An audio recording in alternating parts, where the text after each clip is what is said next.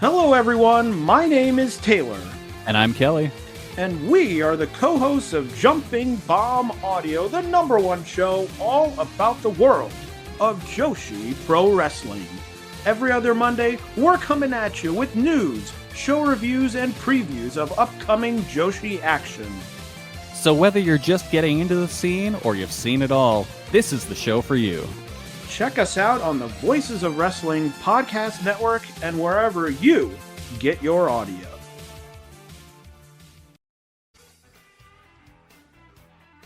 Hello, Voices of Wrestling listener. Dave Ryan here.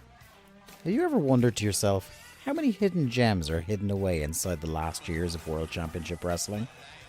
Have you ever asked yourself how many tenuous gags can be made about the name Mike Enos? And have you ever thought about what it sounds like for two Irishmen to interpret a very chaotic company through its B-show? The answers to all this and more are just a click away. Check out Days of Thunder every second Thursday on the Voices of Wrestling podcast network.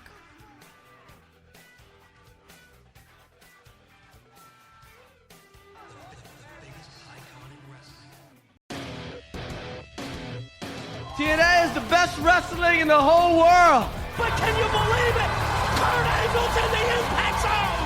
Olympic Slam! Olympic Slam by Angle and Samoa Joe! Think this is funny? No.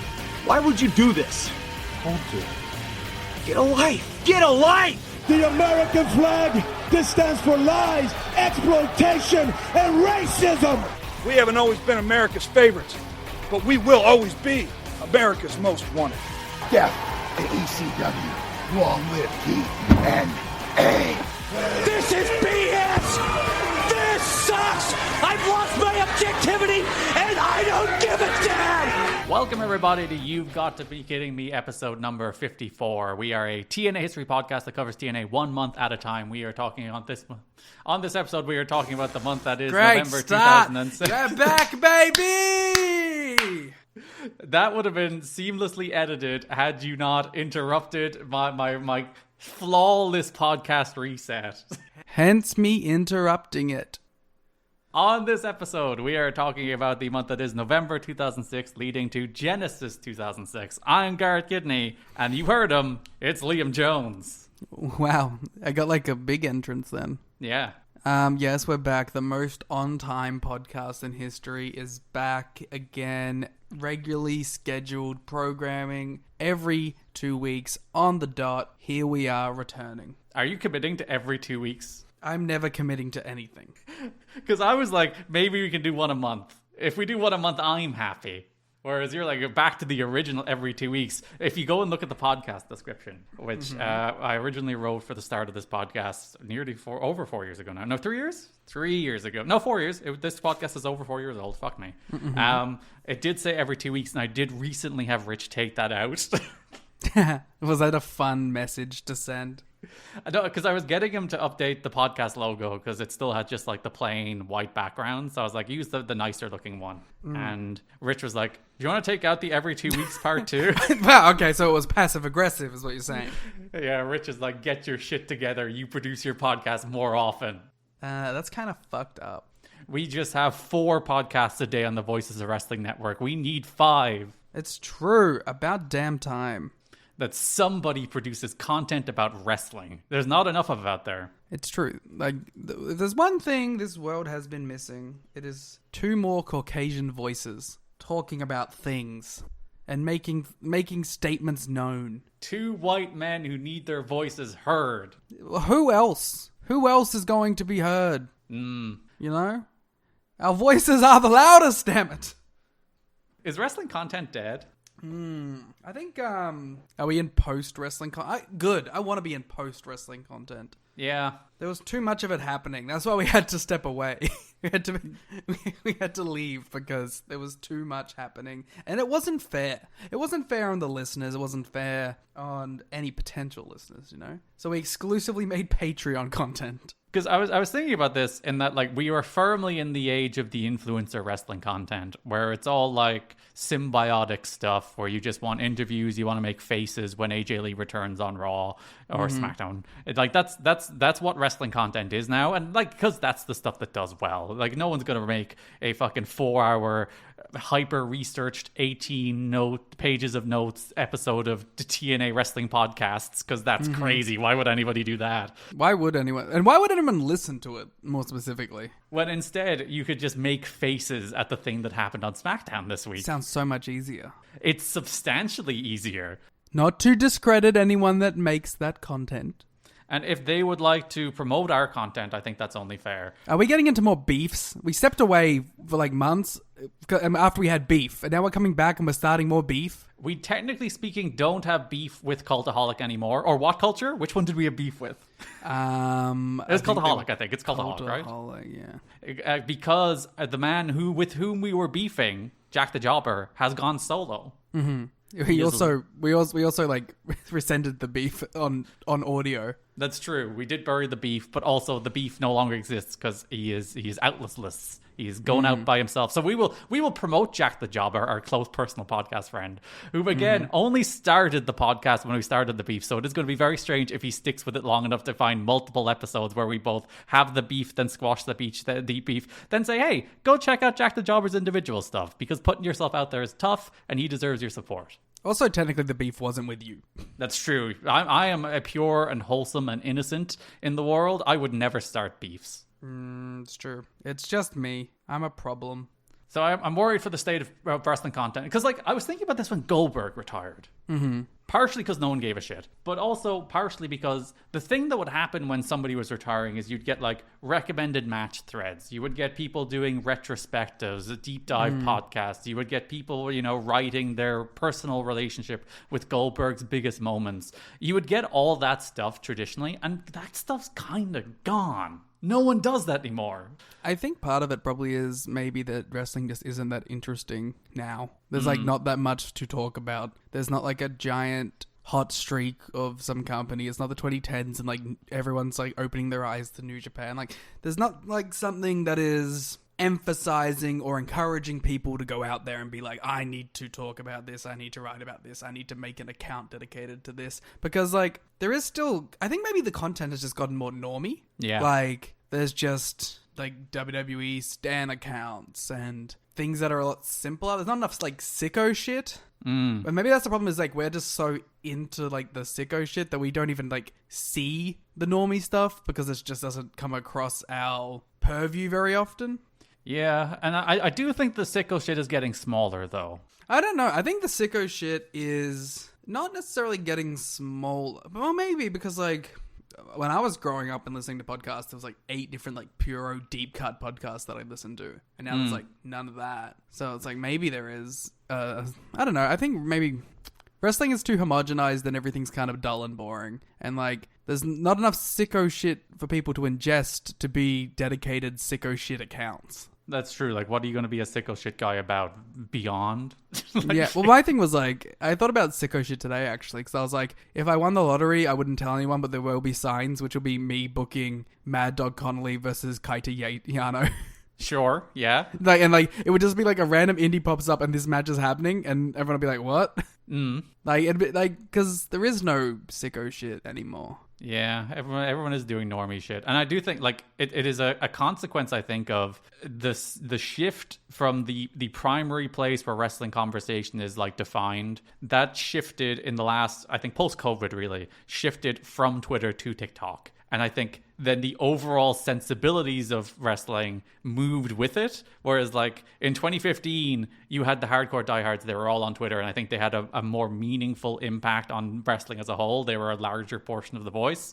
And now those people they're still on Twitter. They're still in their little corners. And then you have just people making their faces on TikTok that does a billion views. And that's what everyone's pandering toward. I just think there's too much. Oh, well, we're talking about it, like, a couple days ago when we're talking about like user generated content is everywhere, so it's kind of nowhere because like you're just lost in the sea of things. And I feel like maybe that has translated to wrestling as well, because it's like there's so many Twitter accounts with like above 800 followers now. Yeah. And it's like that used to be like a point of, ooh, this is someone who might have something interesting to like say, but just based on like longevity alone, there's like that percentage is way higher. You can even go like more macro and be like, there at like 10 years ago, the amount of YouTube channels that were over 1 million subscribers was quite small, and now it's like 40 times that, because there's just longevity and there's more people that know about it. Like, everything has expanded, which has made, like, the niche less important, or the niche get, like, washed out. The niche is somehow even nicher.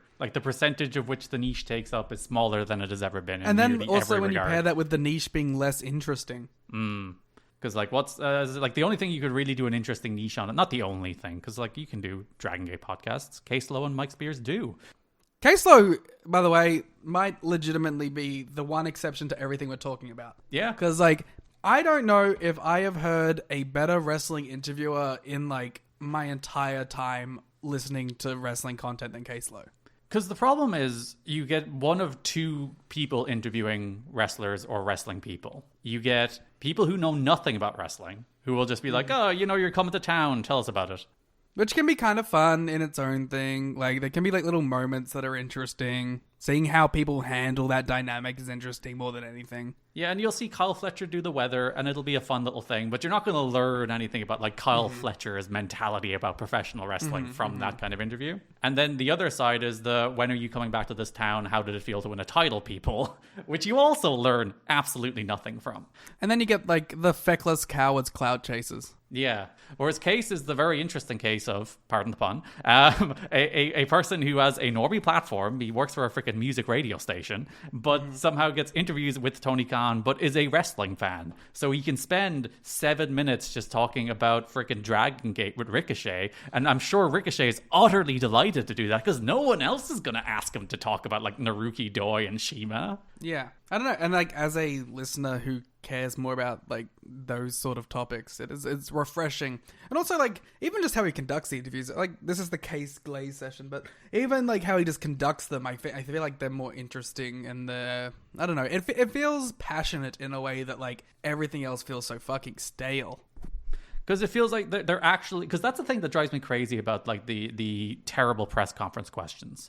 Because there is the crew that are always, like, ask hard questions, which I'm on the side of, yes, do that too. But, like, you can ask softball questions that get interesting answers. You can ask somebody about, like, oh, you know, how did this pay-per-view come together? At what point did you know the main event was the main event? And, like, that's not a hard question. That's not challenging somebody. But you'll get, like, an interesting insight into Tony Khan's booking philosophy if you ask him something like that. As opposed to, like, when are you coming back to San Antonio? Yeah. But, like, I get it if you're, like, the San Antonio Chronicle star, or whatever, yeah. And you're like, what is the question that, like, your readers might care about most? Yeah. It's like, hey, when will this show return here? But to circle all the way back, the point I was going to make is I think CMLL is the only, like, interesting thing you can make niche content about. And frankly, increasingly less niche by the day with the level of success they're having in their freaking Pokemon crossover. Well, the more thing is, like, to go on a CMLL tangent for a minute, it's like, it's only niche to us. Yeah. Like, in its world, it is the biggest thing, you know? And, like, that's what I kind of appreciate about it. I like being on the outside a little bit and looking at CMLL and going, like, wow, this thing is fucking massive and cool, and we don't talk about it in, like, Western wrestling media as much as we probably should. And it doesn't get the accolades that it probably should. Because you look at it and you're like, this is the second biggest company in the world, probably. Yes. It's like, it's between it and AEW, like, and you can call you could call consistency versus, like, highlights in that argument, you know? AEW, it depends what you're measuring. Like, CMLL sells more tickets than AEW. Like, slam dunk, easily. Maybe doubles the tickets AEW sells, if you were to do the math. AEW probably has a larger global audience. So however you want to juggle that, juggle it. But well, AEW definitely has a larger global audience. I don't think there's, like, even a debate about that. But it's like, do you... Like, again, it's like, what do you count more? Doing 10,000 seats multiple times a week or year, or hitting 80,000 in one, you know? Yeah. And, like, I think there's merits to both the discussions. You know, like, we talked about, me and Garrett, like, privately have talked about how crazy the Dave quote is that, like, CMLL, if you do all the addition, might have outdrawn WWE this year. They might have sold more tickets in 2025. Like, Dave was like, you know, he hasn't quite done the math yet, but, like, when you think about they sell 10 to 15,000 tickets maybe 3 times a week, like, it's going to be a conversation. Like, it's going to be pretty close. So, in conclusion, wrapping up this brief segment before I have something else I want to ask in relation to wrestling content, CMLL for every award at the end of the year. Oh, yeah. Like, not even close. If anybody else wins, like, best company, best booker, I have no idea who booked CMLL, which might be the problem, that most people don't have any idea who booked CMLL. That was always the problem with like giving Dragon Gate its clout or whatever. But like, it is the best booked promotion. It is the most successful promotion in 20. Like, there's years where like it didn't win, but WWE was the fucking biggest booming business in the history of wrestling, which I guess it technically still is, but it's kind of on the downswing of that now, rather than the upswing of that. Whereas CMLL is just like runaway success, great company, just great shows to watch, the easiest watches. Easiest shows in the goddamn world to just put on. They just fly by. They're very simple, straightforward wrestling. You'll never be like, what the fuck is happening? Which is always the thing. People are like, oh, you know, I need the commentary, I need to speak English. It's like, it's the most like route one straightforward wrestling to understand. You should never be confused. And like, even if you lose a little minutia, it's like, I don't think it takes away very much. And also, you have the like maybe the best like most accessible range of English-speaking Twitter accounts to get you caught up. If I ever have a CMLL question, like Rob Viper, Lucha Blog are right there, and they will answer it every time. Like, I don't even have to DM them. It's just on their fucking timeline. If I'm watching a show and I'm like, this is confusing, I can go to either of them talking about the show and I will find the answer. Yeah, so Sarah's content not being dead between Lucha Blog and Case Low. I was going to ask, like, what not wrestling, like, promotion-specific generated content do you watch that isn't, like, uploads from a company on the YouTube or whatever? Like, what wrestling broader content do you ingest in 2025? I'm a very bad person to ask this question because I talk about how wrestling content is dead. I watched very little of it anyway. I'm a Days of Thunder listener. Our boys over at Days of Thunder. Shout out to Dave, who recently got married. Congratulations, Dave. Congratulations. That's maybe it in terms of regular stuff. In terms of like something I would regularly consume, I think it's just Days of Thunder, which is on hiatus at the moment. So I'm a hypocrite. That's what I'm talking about. I like reading. I like Joseph Montesio. I enjoy reading his content. What does Simon call his blog? Handworked. Handwork. Yeah, I enjoy Simon's writing, Brock's writing. So I enjoy like blogs and writing more than I enjoy like written or video or audio or video content. But yeah, I've been watching a lot of a YouTuber called Rushmel. Yeah, who makes like feud storyline summary videos where he like uses clips throughout the entire feud, and I find them really fun. They're like a really easy watch. Like, I watched one that he did on Nigel's like ROH title run that was really fun. So content dead, not ours. Our content's back. Yeah, our content never left. You're only a hater and a hypocrite if you think that we did. We have Patreon. If you're a hater and a hypocrite that wants to give us money, you can head to patreon.com/kiddingme or tnhad.com where you can support us on $1 a month, $5 a month, or $10 a month tiers, where you can get extra shows, watch-alongs, in-person watch-alongs as well from now on. We're in the same room for watch-alongs for a while. Extra shows, show notes, the freaking Chris Rock movie reviews, Randy Savage album reviews, end of the year drafts, end of the year rewards. There is an absolute pile, an absolute bundle of content. Explode Zone, which I'm not sure have I done a main episode of the show since I started Explode Zone. No, you definitely haven't. We are reviewing Explosion on the Patreon, or at least I am. I'm going through the Explosion archives as they're being uploaded to TNA Plus. So if you're ever wondering, if you're listening to the show and you're like, you know what, the one knock on the You've Got to Be Kidding Me podcast is they don't talk enough about what's happening on Explosion. I'm a big Explose head, and I need someone to break down these shows. That is happening over on Patreon, where I think I have 7 or so episodes of Explode Zone up. They're like 20 minutes ahead. I cover 3 episodes of Explosion per episode. It's a freaking recap show with squash matches. So there's not a ton to talk about, but it's fun to be like, hey, Kenny Dykstra was on this episode. And then you can hear me talk about Kenny Dykstra for 2 minutes. It's more like you hear a name and then you wax poetically about their career. Yeah, it's like Chris Hero's here. Whoa! Robbie E. in 2003? Did you know that? An original. So that's on the Patreon feed, patreon.com/gettingme, tnhad.com. Your support is greatly appreciated, and we will have regular content. You can also check out the link in our description where you can buy our merchandise, where, once again, we've had a new shirt for 5 months, but we haven't had an episode to plug it. You can get the brand new Scorpion and Birds t-shirt, which we designed. It has, I think, black, white, and long sleeve variants. So you can check that out based on our iconic bit, Scorpions versus Birds. You can also get the Kevin Nash Graf shirt, the Styles Daniels Joe shirt, and you can, if you've ever looked at our posters, we have a cool Abyss poster this month. If you've ever looked at those posters and thought, gee whiz, I'd like to have a copy of that poster for myself, there's a bunch of our posters up there in our store. If you are a patron, you can save 10% with a code that's in our pinned post on Patreon. So you can save and again, our little pro tip, if you go to Patreon, you subscribe on the $1 tier, you can get that discount code and you will save more money than you actually spent on Patreon. So if you buy a t-shirt, you'll save 10%. That's more than the $1 you'll spend to get the coupon code. Life hack for you. You can do all that as we bring us to the month that was November 2006 in TNA Wrestling. We start with the news. As we always do. Vince Russo is back. And you know what? Yeah? My cold heart has warmed.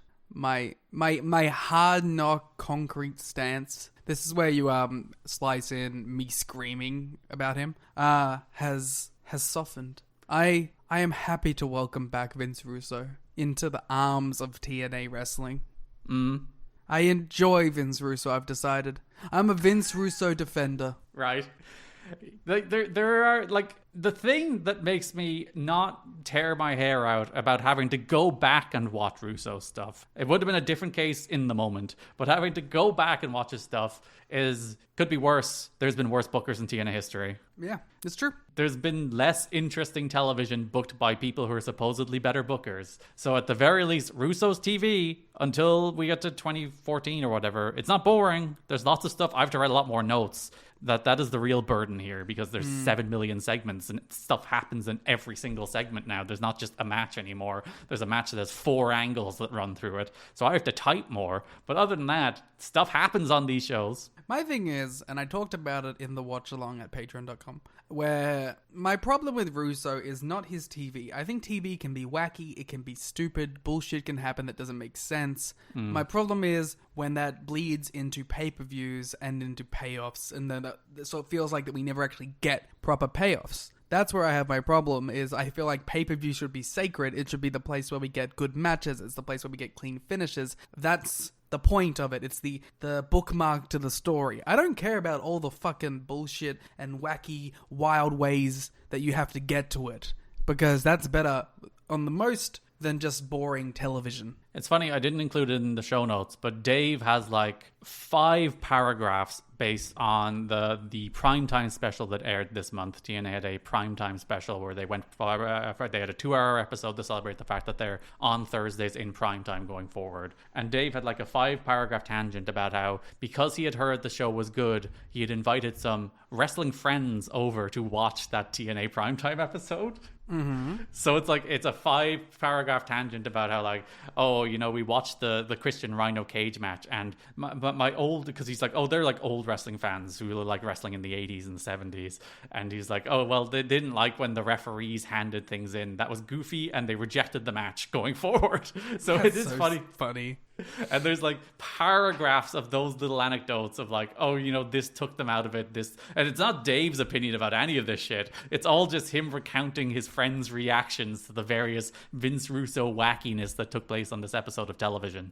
And it is funny to see like that different perspective from yours there, which is like, I kind of am into a little pro wrestling goofiness once you give me good matches on pay-per-view. Whereas Dave is like, there's good wrestling, but anytime something stupid happens, it takes me and my friends out of it. Which is like, I can understand that perspective, but I have to think like, hey, I went to this shit-eating convention and they were eating shit. I'm shocked. You know what I mean? It's like, yeah. What's the point? Like, you know what you're getting into. You know what you're watching. And B, it's like, I don't know. It must be fucking boring. Like, maybe wrestling just isn't for you. Or maybe US wrestling isn't just for you. Because, like, this is part of the deal. There's gonna be silliness. There's gonna be shit that you go, you just gotta kind of shrug it off. Like, you can't expect a Vince Russo booked pro wrestling company, or even an American TV company in this day and age, to just not have something that's going to make you roll your eyes a little, you know?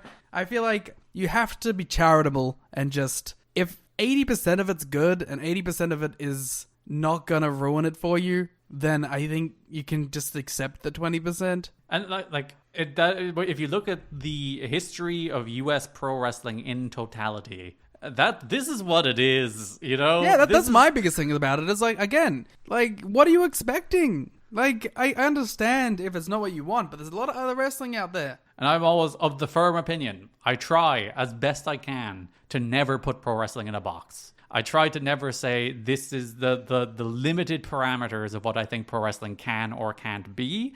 I'm like, was that thing done well? Is it silly, but it's done well? I can be on board with it. There is silly and done bad, which is a lot of the history of US wrestling. That's the problem. It's not that it's silly, it's that it's bad. Silly is not inherently bad. Bad silly is bad. Yeah. But to circle back, Vince Russo's back. So TNA, he's been back for about a month now. They decided to interview him on the website, on TNAWrestling.com. That is a choice. At least they're not hiding him at this point. Yeah, it's very interesting to see how companies handle websites back in these days, because this is the era in which websites were a thing. You actually had content for websites as opposed to everything is just social now. So this is where, like, we had columns and we had websites, and like it's funny to see the differing approaches to websites, because we'll talk about that in relation to both Monty Brown and Kurt Angle in this, in terms of how the companies portray each other on their official company websites. You know what I liked about the WWE website growing up? What? The Power 25. Ah. I used to check that shit religiously as a kid. Like, the day it came out, I was like, I gotta go to the WWE website, I gotta see who's at number 1 in the Power 25. Who had the best week? And you're like, fucking no, Jack Swagger had an amazing week. Why is he only at number 4? Yeah, I don't know, I liked that shit. I thought it was fun. I do kind of miss that kind of stuff where like AEW's website is the most like, here's our events. We don't even put our TV lineup on it most weeks. It's just because I don't know their TV lineup most weeks. Well, that's a problem too. Like the idea of like a weekly column on a website for any company now is just done. No one does that shit. Yeah. People like film a TikTok instead. I think all social media managers and community managers that make their talent do that stuff is perfectly reasonable. They're the real heroes, I think. That's what I'm saying. In that interview, Vince Russo said he is no longer all about ratings. He says, when I started with WWE and WCW, I was a man on a mission. It was all about ratings, all about writing the best show I possibly could, he told Ross Foreman. It was tunnel vision because it really was a personal challenge to me. Today, at 45, it's not about that. My goals are much, much different from what they were 10 years ago. My goals today are to make the wrestling industry a better place and to really give the boys in the business a better working environment, to give them an opportunity, to give them a chance. Russo says he hadn't watched much wrestling in the 2 years following his last stint in TNA that ended when Dusty Rhodes took over as head booker. He said he was contacted on a Friday, thought about it over the weekend, and then agreed to join the promotion the following Tuesday. That's awesome. Things just happen now, and things just seem to fall into place, he says. It just seemed like the right time. I'm a firm believer that things happen for a reason. Because of Jesus. Yeah, remember, like, I think it was like the May episode where we had that Vince Russo will never ever return to wrestling creative quote? But Jesus intervened in his life and told him to go book Eric Young angles. He said, son, you have a higher purpose. And this is what it is. You need to show Kevin Nash's ass on television. And I feel the opportunity to return presented itself for a reason, Russo said, and I wanted to investigate that reason and find out on my own why I was supposed to return to TNA. Russo said he hesitated to return to the business after his conversion to Christianity. He says he sees the same type of smut programming on today's wrestling TV that he introduced in wrestling in WWE and WCW during his previous booking stints. I appreciate that he acknowledges it was him. Yeah, he is, like, it's not the Garfield meme for once. It's like if Garfield was trying to put the toothpaste back in the tube. Yeah, he's like, holy shit, I've gone too far. What have I unleashed? I have to bring decency back to this industry. Particularly the TNA, which is what he insisted this company be called, by the way. That was his idea. With women, Russo says. It really, really bothers me to see girls in the business looked at as nothing but TNA, he says. Women defender. Vince Russo is here. He's here to save women's wrestling, bring a start the Knockouts division, bring women's wrestling to the front of the pro wrestling industry in the United States. He is here, a hero. even though I had a lot to do with TNA in the mid and late 90s, I never really looked at women that way. It's almost prehistoric to be looking at women in 2006 the way we did years ago, says Vinny Speak Rude. on it. Fucking speak on it, king. That is such a funny stance for him to take. For him to be the man who is like, the women have not been presented right in this industry, and I am the man to fix it. He's so sick. He's so sick with it. Without being able to name specific names, Russo said there are talented women in wrestling. There's one on your roster. One of the best of all time on the roster. Just say her. Who we would like to see be given an opportunity to perform in the ring. Russo acknowledged that TNA's biggest downfall could be one of the top 5 problems plaguing the promotion. With so many people in management concerned about job security, Russo says it's important to look at the big picture of everyone keeping his or her job if they work toward a common goal to help grow the business. It's just a matter of TNA not being its own worst enemy, he says. By that, I mean not getting caught up in the wrestling business, not getting caught up in the day-to-day or the politics or the gossip. TNA has to keep their eyes focused on the company's goals. We've taken leaps and bounds since day one back at the Nashville Fairgrounds. Russo says Kurt Angle is an important acquisition for the company, not only as a wrestler, but as a locker room leader. He says, I think Kurt Angle, with his experience and what he's accomplished in the wrestling business, is going to have a great influence and great impact on that locker room. Impact? Well, which will really help the talent grow in a hurry. And that's what they need because most of these guys are so young. I think, to give some credit to Vince Russo. Yes, sir. I think he has acknowledged potential downfalls. Yes. Problems.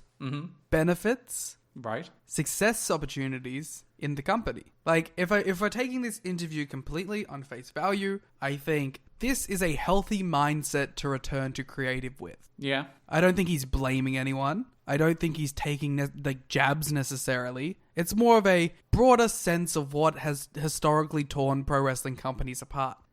The problem is, historically, he is in the middle of all of that all the time forever. Yep. And if anything, he's like patient zero of all of that. If anyone else in pro wrestling entering the creative business had this exact same interview, it would be quite hopeful. But the fact that it is literally just this one guy makes it daunting at the very least. Yeah. But hey, maybe it all works out really well. Everything goes fine. We have no way of knowing. It's true. We just have to give him the benefit of the doubt. That's what I'm saying. Speaking of someone who doesn't want to give Russo the benefit of the doubt. Oh, this is crazy. At the September pay-per-view, Jim Cornette told Dutch Mantel and Jeff Jarrett that he didn't want to get in the way of their business or cause a problem due to Vince Russo being booker, so he gave his notice. He suggested coming at Bound for Glory, having a heel give him a beating, and that would be a way to write him out. He said in January they could reevaluate the situation basically based on if Russo had been fired by that point. I love that. I love that so much. I do love a generational hater. I love him being like, come back to me in 3 months, he'll be gone, I'll come back. Jarrett told Cornette that they needed him and that Russo was a changed man and asked to give them a chance. Cornette cut his Russo promo about how he buried Cornette, Jim Ross, and anyone with an accent at the studio, and that he hated Russo for ruining careers, booking WCW into oblivion, exposing the business to an undreamed of level, and ending noting he's booked for 3 companies. The first he walked out on with no notice, the second one he destroyed, and the third he got removed from power. Jarrett told Cornette he wouldn't accept his resignation and they would continue to book him. He did tell Cornette he could no-show his book dates, but noted he'd be the one that would come off looking bad in that situation. Jarrett asked Cornette to give the company a chance, and the agreement was made that the two would avoid each other at all costs. Russo would never interact with or give orders to Cornette, and Cornette would never try to physically attack Russo. It's so funny that that's the compromise. He will not tell you what to do, and you cannot assault him. These are fair terms under which these two men can coexist. It's really funny how, when I was, 13, I was like, fuck yeah, Jim Cornette, right? Fuck Russo, what a bitch, we hate him, he ruined the business, etc., etc. And now I'm like, fuck Jim Cornette, Vince Russo the GOAT.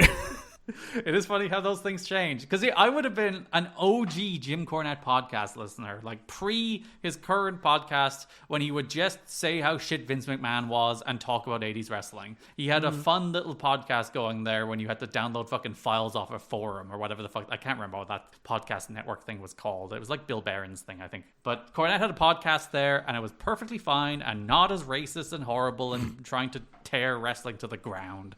And yeah, now I'm just like, why would you ever listen to that man? Why would you ever give him a moment of your day? Why would you make him like you directly put that man into your ears by choice? It's crazy how Vince Russo has been vindicated. Well, Vince Russo, listen, you don't want to watch Vince Russo's podcast either. Yeah. But like, I don't know. I don't know much about Vince Russo's podcast, to be fair. Mm-hmm. But listen, I have been exposed to Jim Cornette's podcast clips art, and that it cannot be worse than that. No, it's about on par, really. It's the same, like, modern... He doesn't do racist thumbnails as much as Jim Cornette just so happens to trip and fall into doing. But... the luck of that guy, huh? I know, it's every so often, it's just, how does it happen that he just happens to do racist thumbnails twice a year? Someone should really, like, get onto his social guy. Maybe they're not the heroes. That's what I'm about. You're telling me that everyone is as bad, so I don't know anymore. But yeah, Russo does just as much racism and Islamophobia and shite, and the same amount of modern wrestling is bad on his podcast. So you don't want to listen to Vinny Ru's podcast. Yeah, but like, I don't know, isn't that most Americans? That is like it's the Rover thing where like people, he's always like, why are you giving out to a wrestler for having mainstream U.S. political values? And he's like, he's dead right.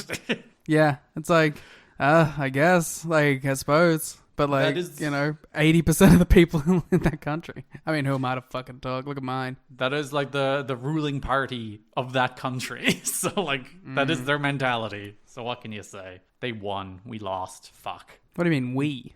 I don't put myself in the same box as those people. Yeah, what do you mean, we?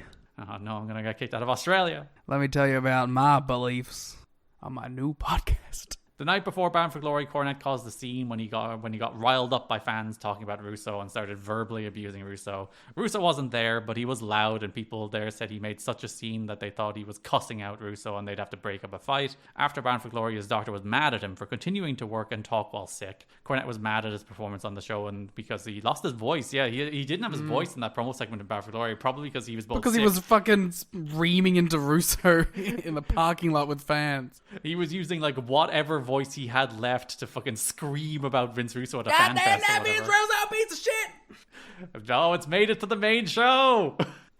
Liam has been workshopping his Jim Cornette, and I think it's getting there. It's getting there. It's gonna take time. It's the second time I've ever done it.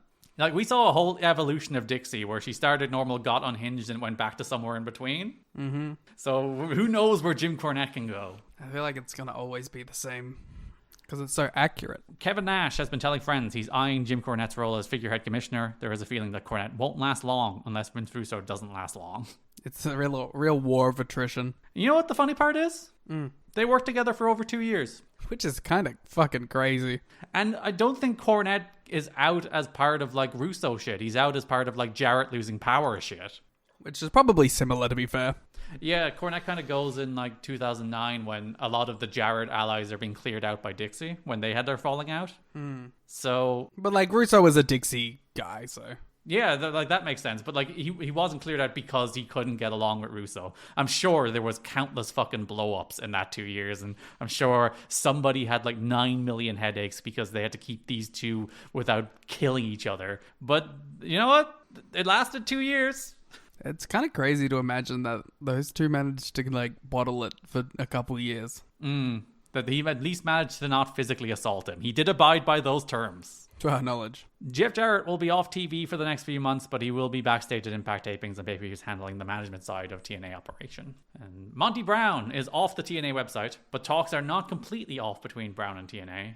I have a feeling they're going to bring it back. Yeah? You didn't read the next news, though? No, in my mind, I think TNA's really going to lock him down, you know? It's just a Garcia scenario. Everyone thinks he's jumping, but I think he'll get locked down. Yeah, he was backstage at Raw, but that just made TNA realize they want him even more. Yeah, that just means they'd, pedal to the metal. WWE announced the signing of former TNA headliner Monty Brown. I'm still holding out hope. WWE.com featured an interview with Monty Brown following his signing in the company. Brown's lengthy run in TNA is never mentioned in the article. I mean, what are they going to mention? He loses to this guy, loses to that guy, got beat up by it. You know, it's like, what the fuck? Brown said his 2 goals in life were to become a pro football player and to wrestle in WWE. Not become a pro wrestler, wrestle in WWE. You know, it's probably right. Like, yeah, like when he was growing up and he had like the photo or the poster of somebody on his wall. He had a wrestler poster. Was it Sting? I was going to say it has to be Warrior, right? It feels like Warrior. He was probably thinking, I'm going to be a WWE wrestler. You are right. He probably saw like Lawrence Taylor and was like, by God, I can do both. Yeah, I mean, like, I don't know. It's especially in that era. That's the era where everyone is like a WWE guy, as opposed to now. Well, like at least now you got fucking Arez saying TK shit or get off the pot. I want to go here instead of the other ways. Mm. You know, like there are people now that are like getting into the business who are like have a distinct other view of what they want to do. The article focuses on Brown's NFL career as his athletic background before coming to WWE. A quote from Monty from that article: "Coming to WWE is a definite blessing and a privilege to come work for the Mecca of all Meccas," which is a shot at real Mecca. "I'm just anxious to start. I'm looking forward to getting in the mix and being part of the WWE family." So Monty is done. And if you want to relive your time with Monty Brown, let me remind you, there's a wonderful video on the TNA Wrestling YouTube channel called Every Monty Brown Pounce in TNA History, which I did build using the show notes from this podcast. So you know what? Synergy. So a watch of that video is a watch for us. That's true. And a watch for Monty Brown. I would do a remember when, but God, it's hard at this point, you know. It's fucking hard. Let's just talk about Monty Brown for a moment. And I can't remember if we did it or not on the last episode where we would have at his last appearance. We might have. Yeah. So Monty Brown, the quintessential pro wrestling what if, I imagine. Someone who, despite never quite hitting the levels that anyone would have hoped for him, has managed to worm his way into the pro wrestling zeitgeist in a way that is genuinely impressive. Yeah. There's a lot about Monty that is sort of... It is sad, you know. Mm-hmm. This is a guy that you would have hoped would have been like a giant deal, or at the very least, if he was going to have his washout career at WWE, did sort of reach the levels that you would have hoped for him in TNA. Like you know, Chris Harris is sad, right? And it's like, damn, he didn't do anything in WWE. But like when you go back on it, like at least the AMW stuff is there, and it rules, and it's awesome, and it's successful. And it's like with Monty, you don't even really have that.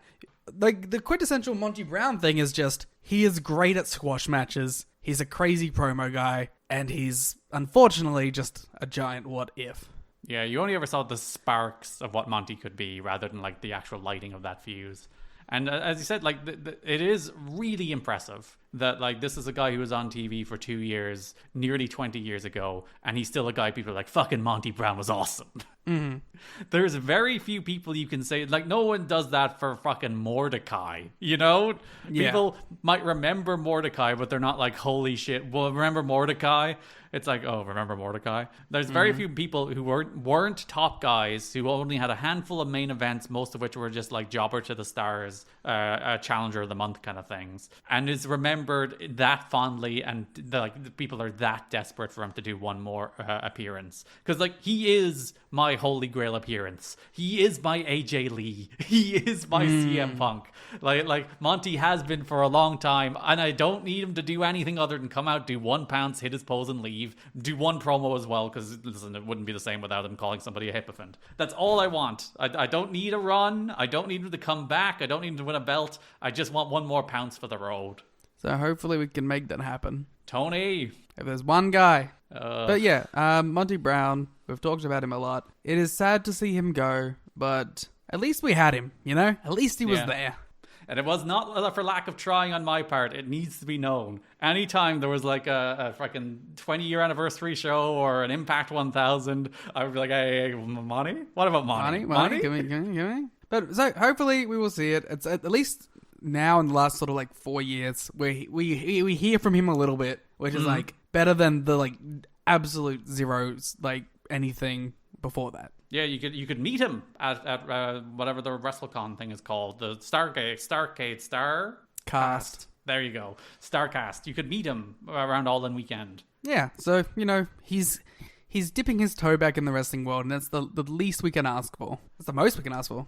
Kurt Angle spoke to dozens of media entities over the past week while hyping TNA's debut in primetime. He was featured in 2 similar stories in 2 major Pittsburgh newspapers. Pittsburgh is his hometown. He was also a guest on many radio shows during the week, covering many of the same topics he did during his TNA media conference call. He said he had been drug tested since signing with TNA. He said AJ Styles is the greatest athlete in pro wrestling, but he lacks charisma. He said he's going to teach Styles that missing aspect.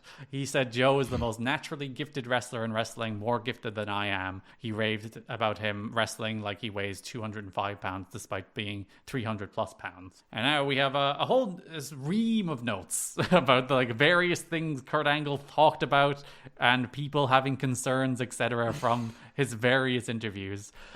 Just strap in and just prepare for some peak Kurt Angle. Pun not intended. Yeah, that is his new official name. He is Peak Angle. They named him that. Ugh. I do find it fun that WWE announced the signing of Monty Brown. TNA is not mentioned whatsoever. Every time Kurt Angle opens his mouth about signing with TNA, he's like, let me tell you about Vince McMahon. Mm-hmm. While Kurt was diplomatic about Vince McMahon, saying he loves him and considers him a second father, despite having serious differences with him, he was less forgiving toward former colleagues Triple H and Shawn Michaels. Sorry, Hickenbottom and Levesque. To do our VKM impression, which we will talk about on this month's episode when we get to the broad topics. During an interview on the Ron and Fez radio show, he said he is better than Shawn Michaels. Quote from Kurt Angle, Shawn Michaels is entertaining, but as soon as he gets in the ring, the first thing he wants to do is start chopping. I hate chopping. I hate punches. I hate all that stuff. Why do you think they call it wrestling? Shawn's great, don't get me wrong, but he's more an entertainer. I look real. Shawn Michaels always has a smirk on his face. How can you take him seriously? Undertaker has a great look. When he gets in the ring, he looks like he's getting to wrestle a martial arts competition. Famously, that's what I think about when I see The Undertaker. Mm-hmm. He said the next time he sees Shawn, he expects him to confront him about his comments. He says Shawn Michaels will put up a fight but lose. He said Triple H will, quote, go in the corner and suck his thumb. He won't even try to fight me. At least he's Shawn has a little chutzpah in him. He's just Triple H is a big bitch and won't do anything ever. Yeah, Shawn will throw down and get his ass kicked. Triple H will just back away. According to Kurt, after Vince McMahon found out that Kurt had signed with TNA, he began lying. Kurt said that he wasn't released or fired. It was mutual, and he passed every drug test for painkillers in the last 18 months. Kurt began talking about the old times in WWE. Kurt mentioned how it was he and Steve Austin who did their creative during WWE's hot run. Kurt said they never had any writers. Kurt mentioned how Vince made Kurt turn down 26 movie offers while working for WWE. Kurt said that working for Vince made him feel like he was in a prison. Kurt said that he could have sued Vince McMahon over 1 million times, but never did. Should have done that. But no, he doesn't have any problems. It's like a father figure. Mm-hmm. Kurt brought up times he was severely injured in shows and Vince still made Kurt go back out for a job. Kurt brought up when he asked Vince if he could go to rehab, but Vince said that he was an Olympic gold medalist and a tough son of a bitch and didn't need to go to rehab, especially because he was one of his top guys. Kurt later said that Vince isn't a bad guy. He just cares about business more than the guys. He just cares about business more than ethics or morals or guys or people that work for him, his family, general understanding of human decency, pretty much anything that's positive in this damn world. He's not a bad guy, Liam. He just wants to exploit their physical health for profit until they're run into the ground. And then discard them and bury them, not to mention all of his other horrible sex crimes. Jerry McDevitt, WWE legal counsel, just delivered a letter to this podcast, and he said, the WWE cares greatly about Kurt Angle, the person, and Kurt Angle, the performer. It is our hope that he applies that huge and creative heart of his in the right direction, so that we can all see that happen. Okay. Heavy Shot was saying huge heart. I was thinking the same thing. That's such a little jab. That's very much, that man's going to die of a heart attack any day now because of the bad health he's in, and I'm saying that in a coded way. Don't look into the fact that he's doing it under our watch for the last 15 years. Dixie Carter said... Oh, sorry. It's been a while. TNA has a strict drug policy and does not tolerate illegal drugs or substance abuse on any level. Thank you, Dixie. That's definitely true. I agree. Because I've been looking at the Dixie Carter Congress interview or her interview before the government around the time of the Benoit stuff. Yep. And we will get into TNA's drug testing policies in depth. More in depth than their drug testing policies. Definitely. The drug testing policy of, did you take drugs? Nah. All right. PW Torch received emails from people connected with 2 radio stations with whom Angle did interviews that week, stating they were concerned for his well-being. Colleagues of Angle say there is always concern about relapses when someone has admitted to being a drug addict in the past, especially when they're pushing themselves mentally and physically on the road. But note that he possibly has enough neurological damage from drugs and bumps over the years that he'll always sound a little out of it, especially early in the morning after 2 hard days of PR work. TNA publicist Stephen Godfrey tells PW Torch. I thought that was what he said, and I was like, he's a terrible publicist. Nobody cares about his health more than we do, is what he said. Not, yeah, he's always a little zoned out, it's fine. I really thought that's what he said. He says TNA continues to closely monitor Angle's health and made sure someone from TNA is with him at all times on publicity appearances. Last week it was Ross Foreman. So I'm of 2 minds about this kind of quote. Mm-hmm. I guess it's fine to be concerned about Kurt Angle's well-being, especially during a time where, like, he was perhaps fired due to his currently declining health. But also, like, the Kurt Angle's about to die watch just feels gross.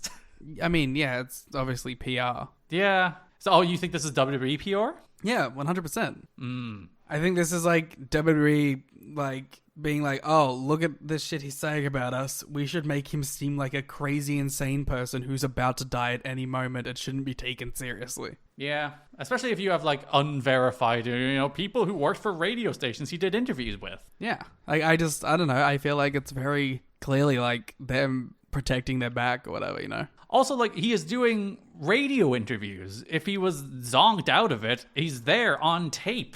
I was going to say, you would probably be able to hear it. Yeah. Angle sat gorilla position in recent TNA tapings. He was fully engaged in everything happening during the show. By contrast, Sting usually finds the TV and isolated himself backstage during events, only occasionally walking out to watch a match or socialize. That feels right, though. You're just believing the character of Sting. You think he's up in the fucking rafters watching it on his little TV.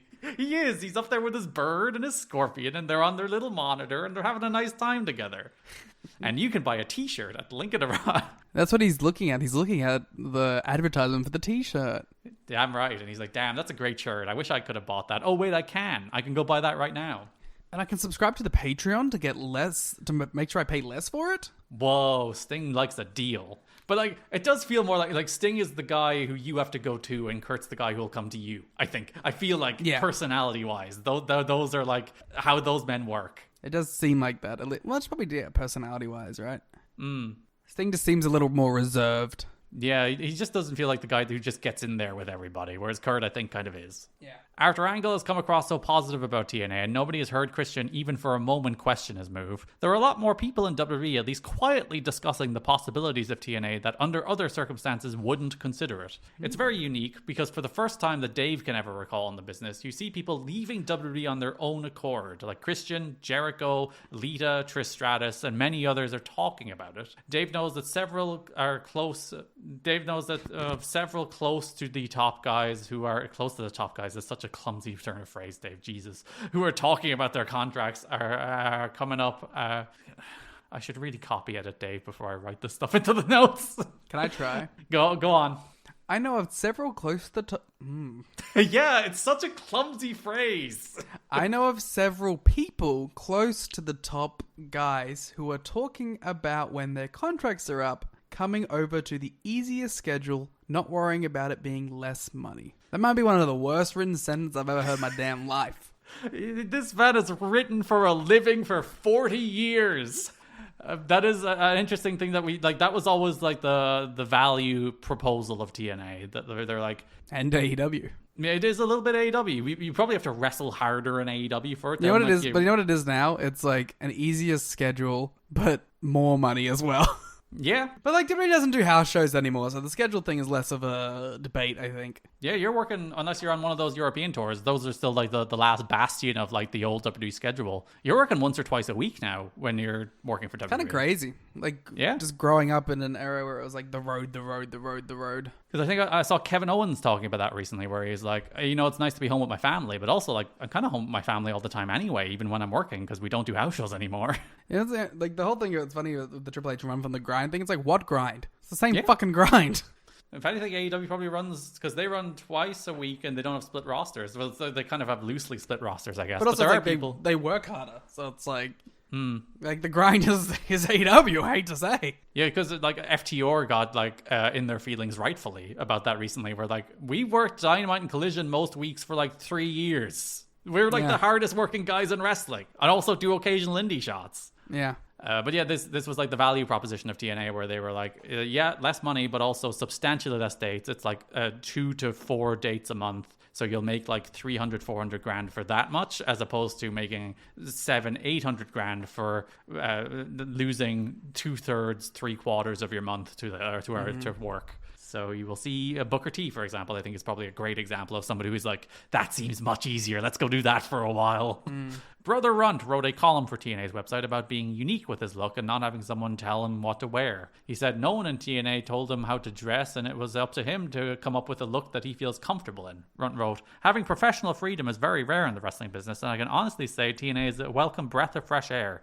When I go to work, I'm worried about wrestling and wrestling alone. It's the first time in a long time that I can say that. He also said that when he came to TNA, he was expecting to be told what to do, implying that WWE gave him a look and told him to make it work. Runt wrote, after several matches, I realized no one's going to tell me anything. This isn't a negative. A great promotion always allows the wrestlers to create their own style. When I walk the aisle in TNA, I'm not in a costume or a gimmick. It's the real me. It's funny because he's always had such a negative like public perception about TNA since his run. It's also funny because he's basically done. Yeah. He's like, I love it here. It's going great. I'm not sure, like, he does, I think, maybe 1 or 2 more appearances before he is basically done. So it's very funny to, like, this column in October, November 2006, he's on the website, writing for the website, being like, it's so great here. Everyone's so nice to me, and they let me do what I want. What's that? I only worked, like, twice more? Oh.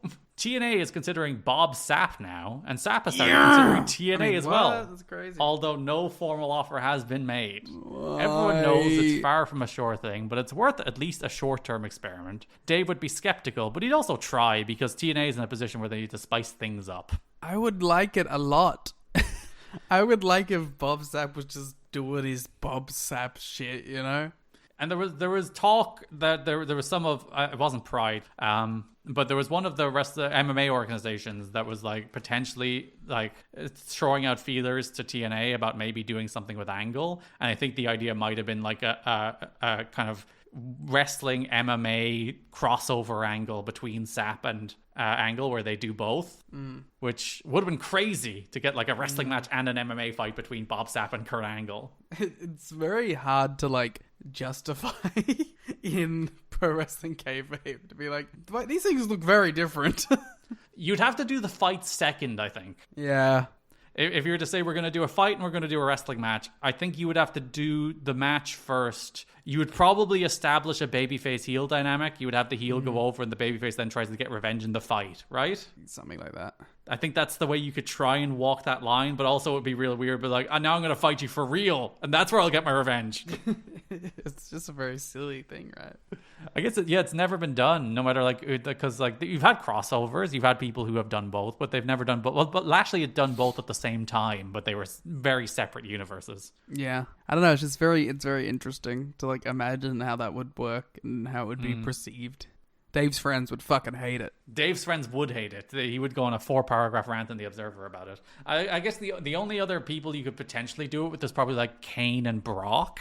Yeah. Where, like, those would make some sense. I guess you could probably try something with, like, Ken Shamrock on somebody. And it was Tito and Rampage, I guess. That would have been the idea, right? That was probably the plan, right? They were going to do wrestling stuff. AEW was halfway there with Wardlow and Hager.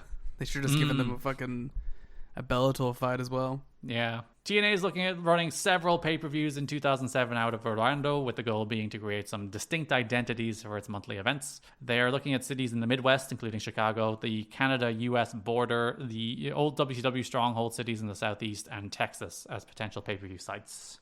We get 3 in 2007, I want to say, off the top of my head. Lockdown, Slam, and Bound for Glory are all outside Orlando. Isn't Bound for Glory, like, amazing looking? Well, that's always the thing with TNA crowds, in that they always made 3,000 people look like at least 8. Very good at, like, framing their shows. Yeah, it was always, like, even, like, the UK shows, which had, like, 6,000 people at them, they looked like 12. Like, whatever TNA were doing to shoot that shit, it always looked better than it was. PW Torch reader Chad Tower sent the following notes from Jake Roberts' infamous appearance at the Impact taping the month prior, heading into Bound for Glory. An uncut version would just show that it was a terrible decision to bring Roberts in. He got a giant pop because no one saw him coming, followed by a very awkward silence as he stammered through a 10-minute promo where he had to keep stopping to breathe, actually lay down in the ring twice, put the snake in Spike's pants, Brother Runt, made no sense, and then had to have somebody else bag the snake and bring it back up the ramp. It sounds like it went wonderfully. They brought him back this month. He was at TV tapings, but they didn't use him. They saw all this, and they brought him back at least once to be like, oh, you know, apparently they're going to do something with him, Mitchell, and Abyss. Yeah, okay. I mean, it's great in theory. Mm-hmm. It's great in theory, that combination. It just, you know, it's way too far gone. Yeah, which is a shame, because he could have been a really cool part of any wrestling company. It's also like, I don't know, his AEW run's been so weird. I mean, I'm happy he's getting paid. Yeah, good for him, but like, it seems at times like, remember when he bought LFI? Yeah. I mean, they clearly try things, and then, like, I'm sure there's a lot of real life stuff that just gets in the way. He's just too old and had too hard of a life to really be a reliable TV presence in any way in 2025. Yeah. But it's a shame we couldn't have that little, like Jake Roberts kind of redemption run. I think we did. It was with Archer. Yeah. I guess he was around regularly enough. Yeah. He was around for, like, a year and a half, like, with Archer all the time. Like, I just think that was it, you know? And I think that was fine, especially like, that initial, like, Cody feud. TNA fans who showed up for the November 11th house show in Connecticut were turned away and told that the show was cancelled. That's crazy. TNA released an official statement on their website late Saturday night regarding the cancellation of the TNA UWF house show in Connecticut scheduled for Saturday night. That's the Hermley Sadler company. The original venue in East Hartford, Connecticut holds fewer than 1,000 people. It's a roller hockey rink used for minor roller hockey and dodgeball. You have venues for minor roller hockey and dodgeball? America's crazy. In Cork, where I come from, we don't even have like a 5,000 seat venue. But you're like, oh yeah, our roller hockey venue and our dodgeball venue, of course, and our 70,000 seat college football venue. It all makes perfect sense. Late Friday night, TNA announced a change in venue on its website. The official reason was due to overwhelming demand for tickets. They had to move to a larger venue. TNA moved the event a few miles down the road to a tennis facility in Bloomfield, Connecticut. Prior to the event, police and local officials appeared at the venue, a second venue, to inform the promoters that the show had to be cancelled. TNA says police and local officials arrived without prior notification and informed TNA representatives of the decision to not allow the show to take place. TNA also says they were puzzled by some of the reasons given by local officials for cancelling the show. Cameras were on hand to film the incident, which TNA is promising to have video of on their website to explain the situation. The show was a co-production of Hermie Sadler's UWF promotion and TNA. The UWF website has a crawler message on the website stating, due to circumstances beyond our control, Bloomfield's show has been cancelled. Please check the site for more information and refunds. Sadler said he received a phone call on Thursday that was a potential problem with the Face-Off Arena in East Danbury.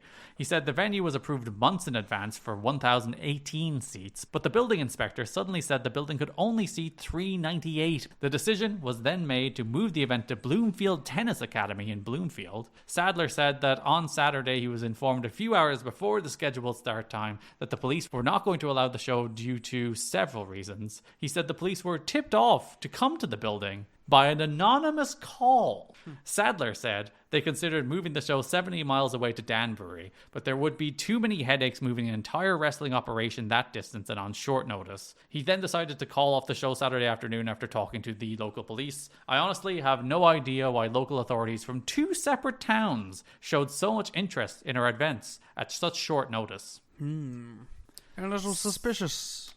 So the state of Connecticut, Liam. Yeah. Famously, what's headquartered there?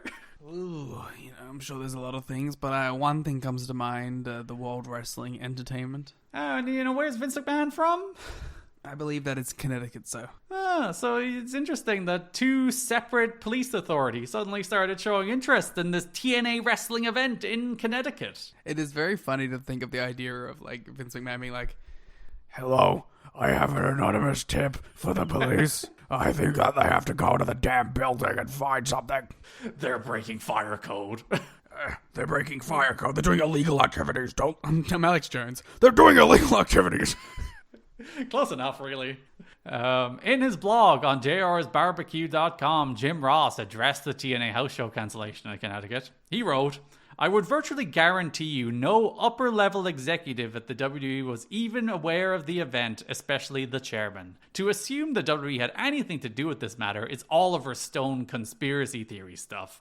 It does make for good gossip, and it got us talking. They definitely did it. They fucking did it. It's like, even if it, did Vince call him up in my perfect reenactment? No. But, did he just say some fucking PA, go drop a line, you know?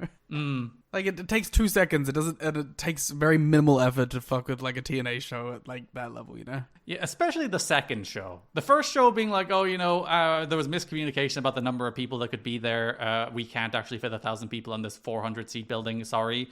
Fine, but, how would the police have found out about the second show that fast? It had to be somebody from fucking WWE being like, hey, that's not right. They don't have permits. I mean, it's the classic rival wrestling promoter move, right? Call the fire inspectors, get it shut down. When TNA's website blamed local authorities on shutting the show down, Bloomfield Police Captain Jeffrey Blatter said TNA's attempting to manipulate their fan base into believing the Bloomfield Police Department or other town officials was responsible for cancelling their event Saturday is misleading and disingenuous. They said that TNA failed to notify the city of its plans to hold an event, that's because it was changed the day of the show, nor applied for the proper permits. Allowing an event to go forward in violation of known public safety hazards is a breach of our responsibility to the citizens of Bloomfield and those who visit our community. The Rhode Island Nightclub tragedy is a sobering example of what can happen if this responsibility is not met.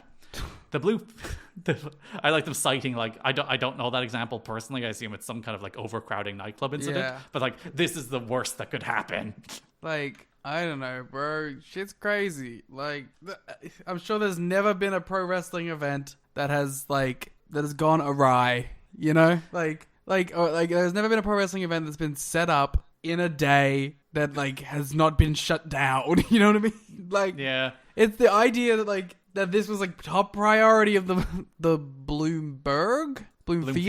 The top priority of the Bloomfield police was to shut down this wrestling show that was going to have 1,000 people there. It's crazy. The Bloomfield police said they only knew about the show when police from East Hartford called them and said that they saw on the TNA website that the event was being moved to Bloomfield. Why is that? I don't know. Interesting. It's so fucking stupid. Blatter did praise TNA, saying their supervisor was impressed with the professionalism and cooperation he received from the wrestlers and the staff, particularly all the wrestlers agreeing to stay and sign autographs after the event was cancelled. He denied Vince McMahon had anything to do with it, saying the supervisors didn't even know who Vince McMahon was. TNA filmed unhappy fans coming to the arenas who chanted "fuck Vince McMahon" loudly, as WWE was made scapegoat for this, whether they had anything to do with it or not. Okay, sure. This is one of those stories that gets lost to wrestling history. That's just one of those weird things. It's TNA randomly as a house show cancelled in Connecticut. Did WWE tip off the police? That's one of those stories no one talks about, no one remembers that shit, but it's a fun little story. And I think that they did it. They absolutely did it. I mean, it's pretty if you were to write this happening, it is exactly how it happened. Vince, we've never heard of Vince. Now, Vince's secretary, that name I do recognize, actually. Funny how that works. They actually called us quite recently. Moderately disappointing at the low end of acceptable, but still a strong rating for Spike TV. TNA is Impact Primetime shut the fuck special. up about anything that just happened. Yeah. Moderately disappointing and at the low end of acceptable, but still a strong rating. Yep. Fuck off. TNA's Impact Primetime Special 1.0 rating, 1.04 to be precise. That kind of framing, because Dave mentions in The Observer, company officials are expecting a 1.0 to 1.1 range for the special. They did a 1.0. They did what they expected to do, and then the PW Torch framing is moderately disappointing, and at the low end of acceptable, but still a strong rating for Spike TV. It's just, I don't know, the framing of that to be a pretty shit, fine, great rating. Yeah. Fuck, you can't use every end of the spectrum to describe it. Mm-hmm. The show opened with a .92 quarter and grew every quarter during the first hour to a 1.06 for Christian versus Rhino. The show peaked at the end of Kurt Angle Abyss with a 1.11. We won't do ratings, we'll talk a lot, it's just because this is the primetime special. But yeah, that framing, I was just like, fuck off. Like, it's fucking pathetic. It's such terrible way to frame it. Sting does an interview with IGN where he simply says, TNA ratings are growing and we're moving to primetime. A perfectly harmless little PR statement. Sting's out there being like, look, we're doing good, we're moving to a better time slot. And there is a whole page of the frickin' PW Torch newsletter about how actually the ratings aren't growing like Sting said they were. I'm like, what the fuck are you grown men doing? What are you doing? Fuck off. It's crazy stupid. Impact outdrew TNT Chicago Bulls versus Houston Rockets broadcast among men 18 to 49 and outrated the Sacramento Kings versus the Golden State Warriors. The demo. Among both men 18 to 49 and men 18 to 34. Imagine if fucking wrestling beat basketball on cable right now in the demo. Imagine the fucking hoops people would be jumping through to celebrate. Yeah. Impact averaged 1.2 million viewers. So, pretty good. Fucking pretty stupid. Good. Sorry, you mean very bad, pretty good, terrible. Above average. So Genesis, which is, I think, turns out to be one of the best pay-per-views in TNA history. I think it's up there with Lockdown 2008 as one of the most bought pay-per-views in TNA history. I know that there's speculate both the Torch and the Observer are we're pretty sure this is going to break the record. A fun note, the 12 million plus subscribers to EchoStar's Dish network, less than 20% of the total pay-per-view market, but still 12 million people, were blocked from ordering TNA Genesis live on Sunday night. Why isn't known, but a TNA spokesman tells PW Torch that it was due to a scheduling mistake and miscommunication. They are offering replays beginning Wednesday. So they broke their pay-per-view record, even with 12 million customers not available. So they're probably, that's at least a couple thousand more buys you would have thought out of that group. EchoStar's Dish Network's CEO did receive a call from an anonymous source in Connecticut that told them they mustn't air this pay-per-view. Yeah, it's a mistake. That pay-per-view's not on that night. Why do you have it in the schedule like that? Take it off. TNA currently has around 25 full-time office employees who work out of Nashville, Tennessee, along with 4 to 5 full-time production staffers who work in a nearby productions facility. Terry Taylor recently relocated from Atlanta to Nashville to work full-time in the office. Shoutouts to the 4 to 5 full-time production staffers. Yeah, working hard to churn out Impact. It is, I think it's fun, it's interesting to just have a picture in your head of what TNA as a corporate entity looks like, at least at this period, at the end of 2006, that there is about 25 people working on this shit full time, plus some production staff, not counting wrestlers and hired hands brought in for TV tapings and all that stuff and extras. It's a real damn company. There is more undercard unhappiness than any time I can recall, says Dave in the Wrestling There's Observer. fucking undercard unhappiness in every promotion, every hour of every fucking day. This is a non-story. It's nothing. I am stunned that the people who aren't being pushed are being pissy about not being pushed. Oh, here's my follow-up article. Main eventers and pushed acts are having a great time in TNA. The one thing I will say about this is I do think there has never been more of a hierarchy between stars and non-stars in this company. I don't even know if I agree with that. If you think about Kurt, Christian, Sting, Joe level guys, I feel like it's been like that for fucking 3 years. I guess it's just been the one guy and it's just been Jarrett. Yeah, this isn't new. TNA, for everything that's pretty good about it, is there is always a staunch separation between stars, people who are big stars in other companies, and TNA stars. It's just no. This is what this company has been with. I will not accept this. It is kind of bred into even going back to when we're getting on FSN, it's not all about AMW, it's not all about AJ. It's we got to get Nash, we got to get Hall, we got to get DDP in here. This is the ethos of the company. But yeah, they're pissy. Because there are, there's a lot of undercard acts that are going to be let go or have already been let go. The last note we'll touch on in a moment covers that. But, Diamonds in the Rough, and you could be they're undercard nerds. Who cares if they're oh, sure. Some of which I would agree. But, Diamonds in the Rough, some of the Team Canada guys, the Naturals, a lot of those, Spike. So, yeah, Brother Runt not hanging around. So like a lot of those like both old like legacy undercard guys who haven't quite gotten over yet, and then a couple of the other mid-card guys are like on their way out. So there is like a bit of a reshuffle in the mid-card as well coming. Speaking of, because he hasn't been used, they were taking up a collection backstage for everyone to chip in maybe $10 to fly A1 in for the next taping so he can see everyone. You know, like, hey, that sucks for A1. But also, like, it must be nice to know that you're that well liked by the people you work with. That is like sweet and heartbreaking in exactly equal measure. It's like, they like you that much that they want you to be there like that badly. They're going to chip in, fly you in for a day so you can meet and have fun with all your friends one more time before you are never seen again until June 2023. July 2023? July 2023. I think at that point, like, enough people could be like, fucking Russo, bring A1 in for, like, one final taping, let him get paid before you fuck him off. Or just, like, if you have anybody that you want a big, strong man to stand behind, he's a good guy to do that. He's big. He looks impressive. Just don't ever wrestle. He's actually not that bad a wrestler. He's a perfectly functional wrestler. In, like, the history of pro wrestling big men who are just there as heaters, he's not the worst. He's better than, like, a Mason Ryan. And that is the news. The news is it's kind of it's not a slow news period, but like it's more like an anticipation, you know?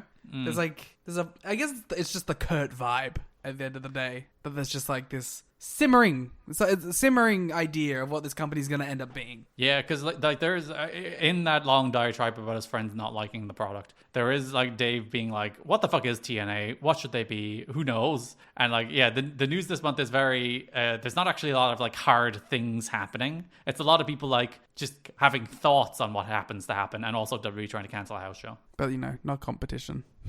No, they would never do that. They only focus on themselves. Their competition is Netflix and all the streaming services and music. That's the real competition. Yeah. Before we get into broad topics, I did want to mention that we are coming toward the end of our Lucha Underground Patreon show. Are we? We have maybe 2 or 3 episodes of it left before we finish season 1 anyway. So I was going to throw it out to our wonderful fans, our brilliant audience, that if they have any suggestions for because we're probably not going to go straight into season 2, we might do something else and circle back to season 2. So if there is anything you would like us to do for a Patreon show, the general theme of our Patreon stuff has been like weird one-off wrestling seasons or wrestling shows that kind of stood by themselves. Stuff that is like condensed to a specific period of time. Yeah, so not like WWE main event, but like Lucha Underground is this thing that existed for 4 years and then went away, or Ring Cat King we've done, or Wrestling Society X we've done. We have done a year of PWG as well. So if there is anything that you're like, hey, this is the thing I would really like everybody to cover, these two specifically, to cover on Patreon. This is this weird kind of wrestling show. This is the thing I've always wanted people to talk about. Hit us up on Twitter, on Discord, wherever you can find us. Give us your suggestions for where we should go next on Patreon. And as we're rattling toward the end of a really good season 1 of Lucha Underground. I'm sure it'll keep this quality forever. Yes, Lucha Underground will never decline. It will always be... Famously, it's still running. The best, most interesting wrestling show I've ever watched. Mm-hmm. That brings us to broad topics, starting with the dream match of the decade, Kurt Angle versus Samoa Joe. I said the words to you at one point, dream match of the decade, you like ruffled your nose and you made a face. So, having watched the match, how do you feel about the moniker for Kurt Angle Samoa Joe, dream match of the decade? I don't think it's the dream match of the decade. Furthermore, I don't think it's the dream match of that year or the dream match involving Samoa Joe in this time period. But I still think it carries that weight well. And I think that it is, like, it's not that it doesn't deserve that name. Like, it's fine for it to have that name. Yeah, and if Angle Joe sat in the Angle Danielson tier of never happened, there would be people like, holy shit, what if Angle Joe happened? Yeah, I think it's just because, I don't know, we live in a world where it's happened multiple times, that maybe it's lost a little, like, the thing with like a Joe Kobashi is like, you know, it happened the once, we got it the one time, so maybe that adds to its mystique a bit, but like, I don't know, I think that, I did sort of like, you know, go, when I heard that, but I do think that after seeing the like totality of this month, like they got it to feel a certain type of way, and I appreciate that. And the match itself did deliver, so I appreciate that too. So on the October 26th Impact, after they brawled at Bound for Glory, after they brawled on the Impact Go Home show for Bound for Glory, they do officially announce at the very start of that episode that at Genesis we will be getting the match between Kurt Angle and Samoa Joe. Later in that show, JB says Angle will speak later tonight before Samoa Joe appears behind him. Joe says he and Kurt have already gotten to know each other and he's going to see Angle up close and personal tonight. Which is... But, like, the thing about, like, the Joe and Angle thing is, like, they really didn't do a ton this month. They kind of... It was as simple of a build as one could get. Like, you could argue that they could have not been on TV this month and they've already done the build. Yeah. Like, it was mostly just, like, kind of shot, like... Like, you remember when, like, the original Double or Nothing was happening? Yeah. And because, like, they didn't have TV, like, the Cody Dustin match just kind of, like, lived through internet videos that they released. Like, sort of, like, to-camera interviews and, like, a couple of vignettes and, like, a couple of, like, music, like, hype videos, you know? They kept it very simple and, like, out of necessity. But I feel like, this had like a similar vibe, and maybe that was because Kurt wasn't doing every TV at this point. But like, I don't know, I think it suited it. It made it feel kind of like a UFC sort of build. Yeah, because like there's 4 episodes this month. Kurt and Joe have an interaction on the first one and the last one, and then the middle 2 are just video packages hyping it up. So like it is pretty scaled back. It is pretty like just a straightforward, no nonsense pro wrestling build between these 2 big badass wrestlers. Do you think it was because they were still sort of testing the waters on like how prevalent Kurt was going to be? Like they were seeing where he was at because of all of the like bullshit that was being talked about? I think there's part of maybe they wanted to just keep him feeling special on the show. And I think another part is probably story-wise, anytime those 2 are in the same room, they have to fight at this point. Like, that's just the way those 2 are. So it is probably for the best that you don't overdo that. Like they do a third pull-apart, basically, on this show, after doing one at Bound for Glory and doing one on the Go Home show for Bound for Glory. So could you do another pull-apart afterwards? I think it was more like, we've told the story. It's like, badass, they want to kill each other. That we don't need more than that. That makes sense too. Yeah, just I know it was a curious for a company that storytelling technique is go to sort of pump the brakes and just let it soar through the month was an interesting choice. Because you would think the instinct would be, we have Kurt Angle, let's put him all over these television episodes immediately. It's just, this is going to be the Kurt Angle show.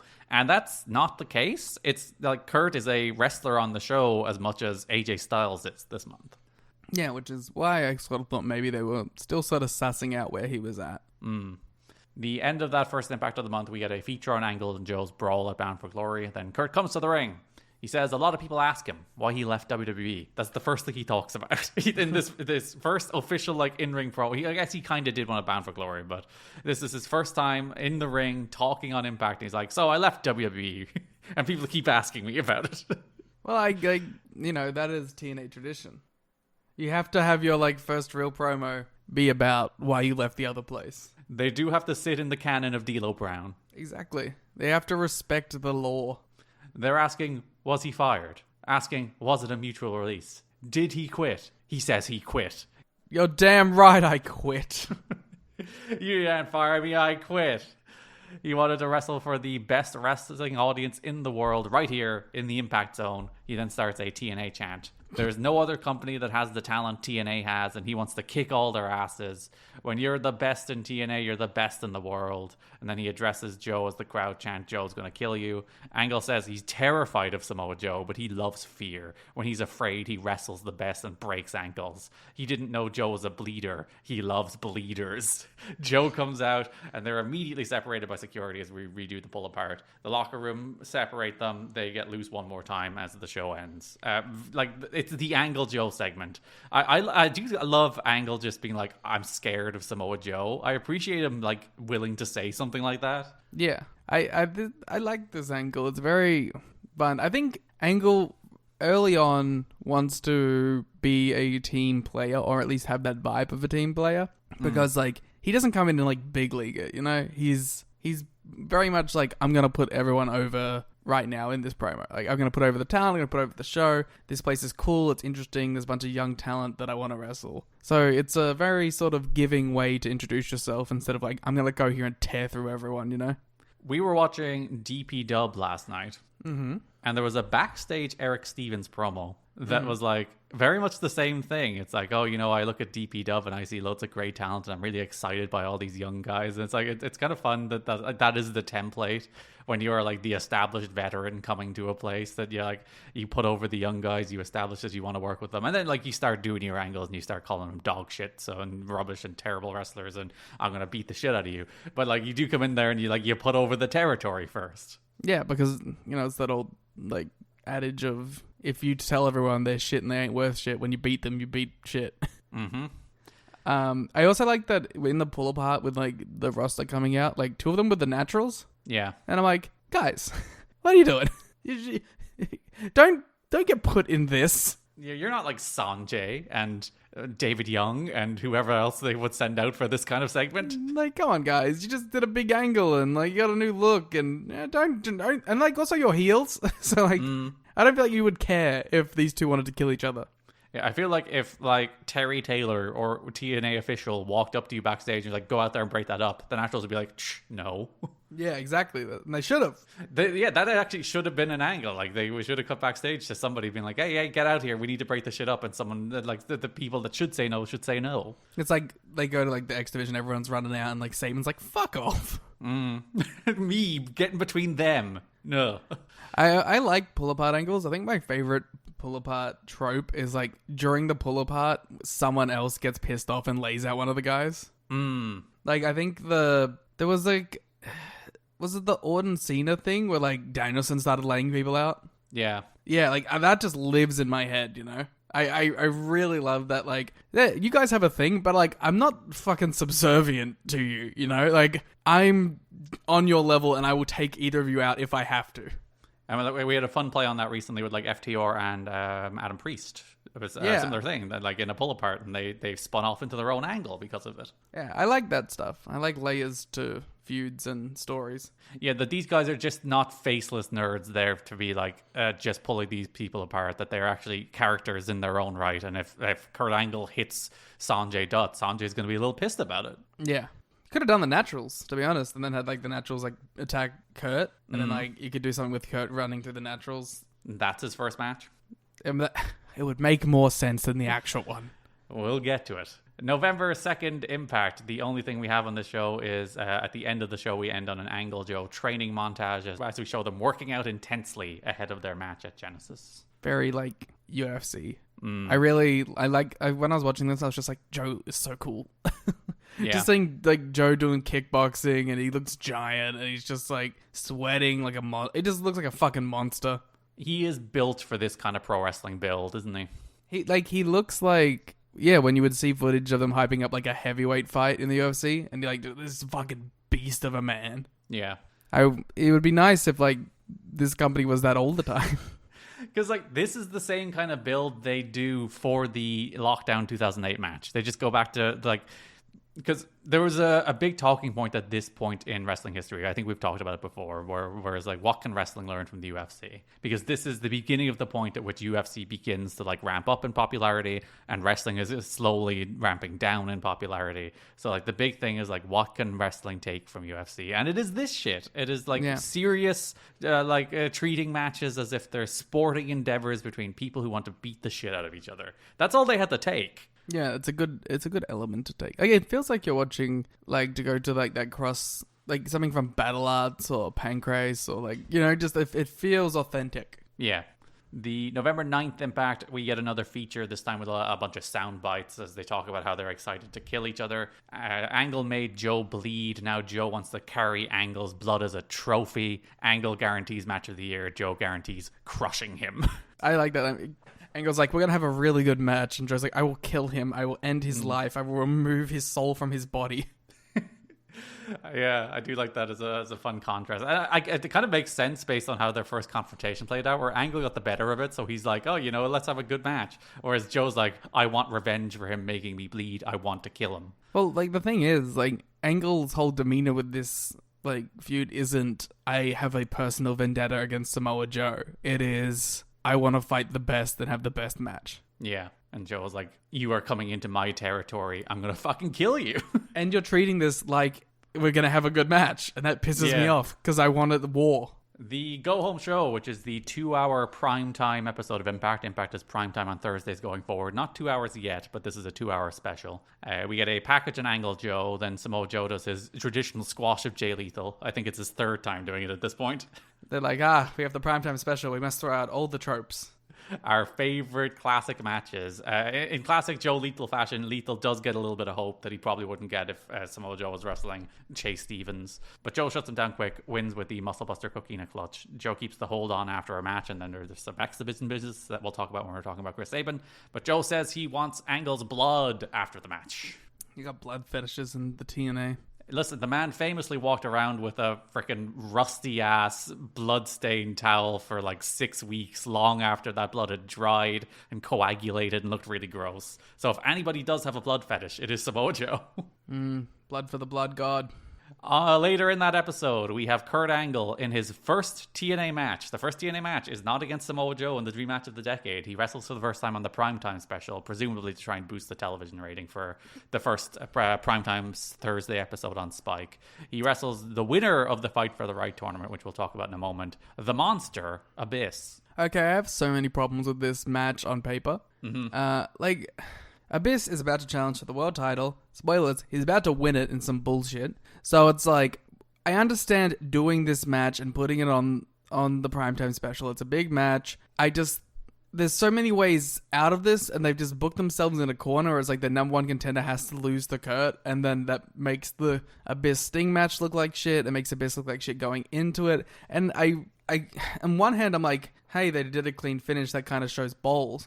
But on the other hand, I'm like, we're just completely fucking Abyss heading into this. Like, especially when we have two guys that they're wrestling at the pay-per-view, which have no qualm about interrupting a match. I'm just like, why didn't Joe get involved? Why didn't Sting get involved? Why didn't we throw this out? Why did we have to tap Abyss out? It does seem wholly unnecessary, especially as we'll get into it when we're talking about it. But they're trying to do this story this month about how the kind of One Ring-esque nature of the world title is corrupting Sting, and that could easily be played into here if he like lost his mind and ruined the main event. Then they're like, "What the hell, Sting?" Yeah, like it would have been perfect for the story that they want to tell with Sting, a story that otherwise barely has any progression until like the payoff. It's like, it would have been a great little tease to Sting's character heading into the pay-per-view. It would have protected Abyss. I don't know. It feels wholly unnecessary to like just have this be a match with a finish, which feels weird to argue against, but like it doesn't make much sense to me. Yeah, like the big problem is we were talking about on the watch along is if you were to look up and down the TNA roster at this point and say who is the perfect first opponent for Kurt Angle, the answer is probably Abyss. Chase Stevens. Oh yeah. If you want a good match that people might be interested in watching, the answer is probably Abyss. Because like he's an upper mid-card heel who has credibility, but you can always just have him lose. The only problem being he's number one contender for the NWA World title. I feel like there was other options. Like Bobby Roode couldn't have had this spot. That's true. Like, I don't know. Like Chris Sabin, you know, there's like people he could have just gone in like and killed. Those people are lower on, like, I'm trying to think of, like, upper mid-card. Like, you could have done Rhino, I guess. No, he was busy. It's Babyface. Oh, he's on this show. Yeah, sorry. Yeah, the cage match is on the show. So, yeah, I was thinking, like, oh, he's done with Christian. It's like, no, he's done with Christian after the match on this show. So it couldn't be Rhino. You could have, they had Daniels winning it. So it's like, yeah, couldn't have had Daniels. I don't know. I think Bobby Roode is right there.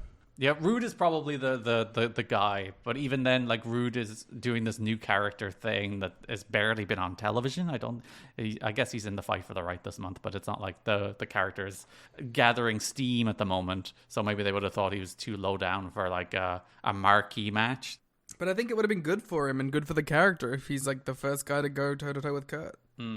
Or just do AJ. Just fucking do AJ. Yeah, it's not like he has something super important at the pay-per-view. No. But yeah, they just had Abyss lose heading into his NWA World title match against Sting, in which as you said, he won, quotation marks.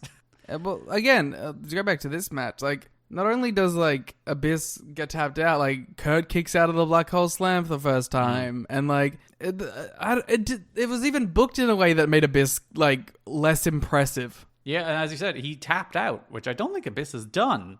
They made the point of saying that it wasn't, so... And they could have had him pass out. They could have just had him beaten with the angle slam. They could have had Mitchell throw like a towel in to protect Abyss ahead of his title match. Yeah, but having Abyss just tap out, it's like, it is one of those things. It's like, why would you do? It's such a self-inflicted wound on Abyss for no reason whatsoever. And especially again, like you have Sting right there to do some bullshit. Or you could do it with Joe. Joe could just come down and they brawl. It's not hard. And this is fucking Vince Russo. It's not like this is protected, clean finish company. You know, this is the company that always does the clean finishes, so they have to deliver a clean finish here. Like, it's Vince Russo. You could do some bullshit. They do some bullshit after the match. They do some bullshit all the fucking time. The match itself, though, is very good. The crowd are into Angle to a degree that it feels special. Yeah. I mean, like, this is the most heated you'll see the Impact Zone, you know? Like, they are alive and electric the entire match. Yeah, they're and that's an interesting theme this month in general, in that I do think the crowd have given Vince Russo a reasonable benefit of the doubt, good faith chance. Yeah. You know, it's not the case that the crowd have heard Russo is back and have immediately started chanting "Fire Russo." The crowd are doing their best to be the TNA hometown crowd for this very important show, an important match, an important time in TNA history. And that doesn't last very long. But that's not due to their lack of trying. I also think, like, this isn't the month to turn on him. So, like this is the, you know, I don't think you can necessarily be too mad at this month, even with this match's booking being, like, kind of annoying. It wasn't, like, horrific, like, wrestle crap stuff, you know? It was just, like, a kind of misguided booking idea. Yeah. Abyss has the power advantage early on, so Angle goes for the legs. James Mitchell disappears and reemerges with a wheelbarrow full of thumbtacks. Specifically, a red wheelbarrow, because he's the devil. Oh, is that the way it works? I'm guessing. Red means devil. He does wear a red suit, and he is the devil. Did we ever get Loki Angle? No, I don't think so. Tenay does respond to the wheelbarrow full of tacks with the quote, "That's what TNA is all about." Yes, okay, sure. And I don't think he meant it that way. I think he meant, like, oh, surprises, but, like, yeah, a bunch of bullshit. That is what TNA is all about. You're not wrong. This match is what TNA is all about, to be fair. You will get Loki and Angle on the opposite side of a bunch of tag team matches. Beatdown Clan? In 2015 with the Beatdown Clan. Yeah, let's fucking go. So you'll have to wait a little while, but you'll get some Loki, Angle, and some tags. That's good. That is enough to satiate. Mitchell dumps some tacks out on the floor. Mike and Don are very excited about the possibility of Angle Joe. They keep talking about it. Abyss takes a bunch of fucking phenomenal-looking German suplex bumps for a man his size. He has one where it's a little wonky, but it's like, fair enough. But there's a bunch of them where he's, like, going high on the neck and back, and it's like, dude, you're too big for that, but I appreciate it. Which is why the later one was more of a low angle. Angle kicks out of the Black Hole Slam. Angle gets the ankle lock that Abyss struggles in, but Angle eventually grapevines it for the win. Very good TV main event here on a good episode of Impact. I think once again proving one of the things TNA is good at is, like, the one-off we need to make an impression episodes. And this was a show that had one good match and one very good match. Because, like, again, TNA, their greatest feature is their ability to do resets. And, like, a big show like this, where they have to do a showcase, is kind of like a pseudo reset show. And this is kind of like the beginning of a new era. This is the post-Jarrett era of TNA. Like, it is a fundamental shift, I think, post-Bound for Glory 2006, is, like, just a pivot in the era of TNA. If we were to say, like if we were to define TNA eras, I do think this would be the beginning of a new one. It feels it, at least. And also because, you know, booking changes. Yes. Joe appears after the match and exchanges some moves with Angle. Joe hits Angle in the face with a chair. Abyss and Joe come face to face. They decide to go after Angle some more together. We have some Sting Abyss stuff that we'll talk about when we get to that, but it comes back down to Angle and Joe. Joe locks Angle in the ankle lock. Angle is now bleeding as Joe locks in the coquina clutch. How did you feel about Joe making Angle bleed before the pay-per-view? I don't think I felt one way or the other. I can see the argument of like, you want to save that because that's like the payoff, but especially with the way the match goes. But I don't know. I don't think I have a problem with it. I think it would have been something like, if they did it and saved it, maybe I would have registered more to me. But the fact that they didn't do it didn't like irk me. Yeah, it's one of those things where I think if you were writing a textbook case, a textbook argument for how this angle should go, the textbook argument would be you do not do the blood payoff until the pay-per-view. But did it meaningfully affect my anticipation for Kurt Angle versus Samoa Joe that they did the blood on TV rather than the pay-per-view first? No, not really. Yeah. It is fun to contrast the wacky bullshit we'll get into in a moment with Sting Abyss, and then with the pure sports, we want to fight and make each other bleed. Angle Joe stuff. This is the same company somehow. I have a question. Shoot. Is TNA the major American promotion with the most world title changes on TV? Oh, Attitude Era probably fucks you. Like on average. I would say the answer is probably WCW, because I think WCW did a lot of title changes on TV, and especially when you get into like 99, 2000, there's just, they change that belt every 2 weeks. So I think WCW probably has it, but I would say probably in terms of post WCW, definitely. And even taking out WCW, I think TNA are number 2 behind WCW. I don't think I dislike that. I think having TV be a place where a world title change could happen is not necessarily a bad thing. Yeah, because I'm trying to think of how many TNA have had. They did more in the Hogan Bischoff era. There was a more plentiful title changes on TV there. The first one we'll get isn't until October next year, I don't think, is the first time the world title changes on TV in TNA. It hasn't happened yet, has it? I don't think so. I don't think so, no. Because even world title matches are pretty rare on TV, even at this moment in TNA history. Yeah. I'm trying to think, in 2006, is Lethal Jarrett the only world title match on television so far? That seems right to me. I think it is. I can't think of another one. So at this point, even world title matches are pretty rare. That, of course, like, because it goes down to like Russo's respect for belts is fundamentally like think about the number of times belts changed hands this month, where it's like the X title changes hands like it's fucking nothing in this month of TNA TV. So like Russo's respect for belts is just fundamentally different from, again, what you would say the textbook respect for belts should be, and that results in a lot more title changes and title defenses on TV. I don't hate it. I also don't think it necessarily makes like talent look bad to lose titles often, because like it is people fighting, and people fighting just lose sometimes, you know? Yeah, there's always like there's a middle ground, you know. Like Russo goes too far the other way, where it is just like, you know, who cares about Sabin and AJ? Like Sabin wins the belt and loses the belt, and AJ wins the belt and loses the belt. Like it's just, and like Daniels is not a champion for very long either. So like there's a lot of title changes where like none of the title changes make any real impact, and there's times where you can do that in a way that meaningfully moves along a story and it's actually exciting and interesting, and then there's times where you're just doing it to do it, and Russo just does it to do it. But I agree with you that it's not the case that it's just like you should never change titles unless it's been a 3-month title reign. It's like, no, dude, you can do anything if you do it well. Yeah, that's how I feel too. TNA Genesis, the main event, the dream match of the decade, Kurt Angle versus Samoa Joe.